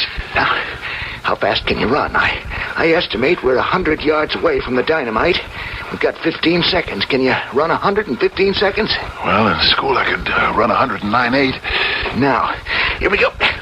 You got 11 seconds back there. Pull the fuse. Now you got 10. Now, you pass the point of no return. We better hit the ground. 5, 4, 3, 2, 1. Bingo! Bob, it didn't go off. We're saved. Well, I could have been a couple of seconds off.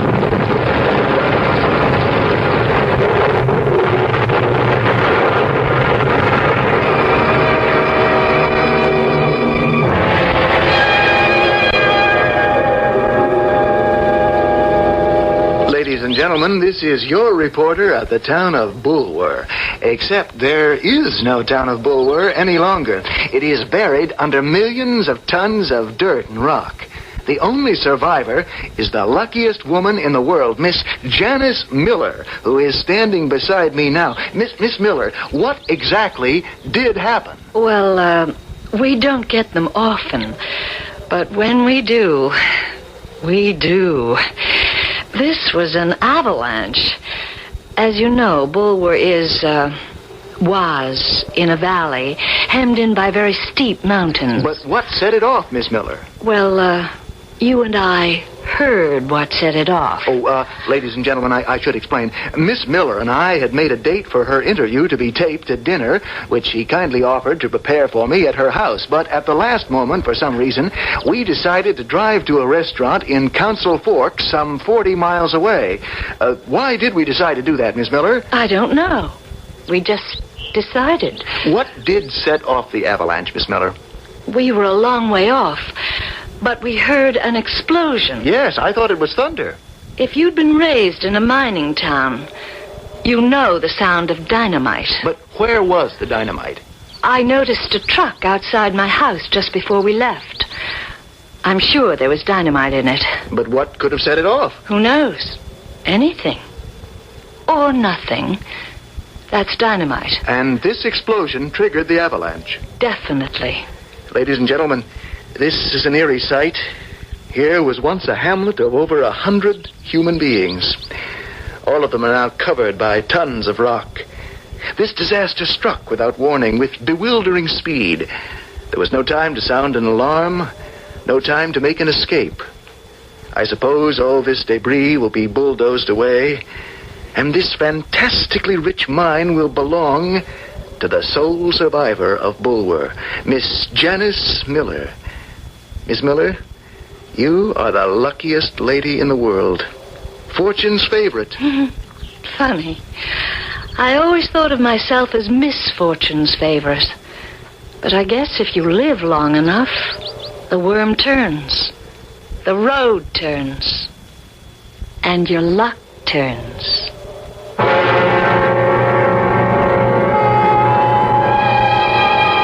Of course. There's a category of stories known as the getting hoist by your own petard type. Or the scaffold of Haman kind. You know, Haman, who built the scaffold for Mordecai and wound up stepping off it himself. We love such stories because you can't beat poetic justice. And they speak for themselves. At the end, they leave me with nothing to say except that I shall return in a few moments.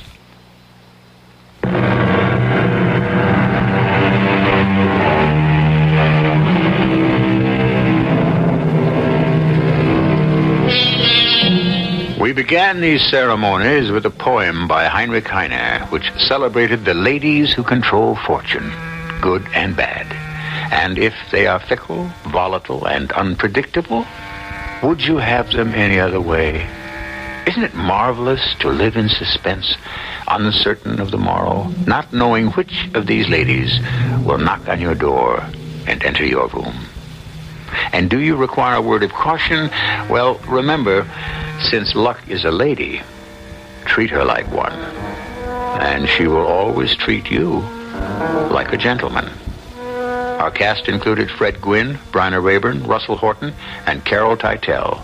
The entire production was under the direction of Hyman Brown. This is E.G. Marshall inviting you to return to our Mystery Theater for another adventure in the macabre. Until next time, pleasant dreams.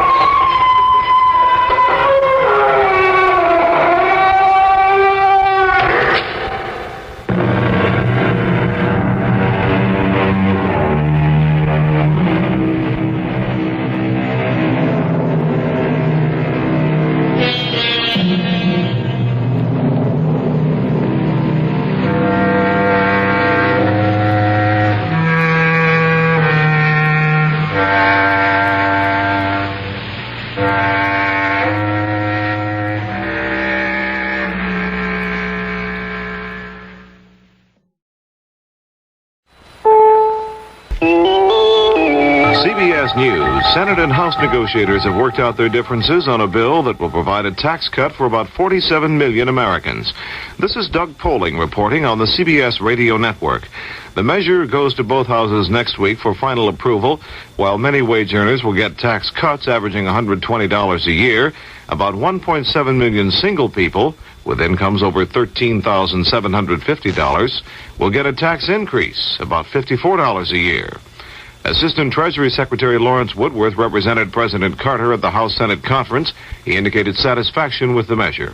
We'll let President Carter evaluate the bill when he has time to study all of the parts, and we at Treasury will give him a full report in that regard. I will say, however, that the bill in many respects is along the lines that we thought was as good as could come out of the conference.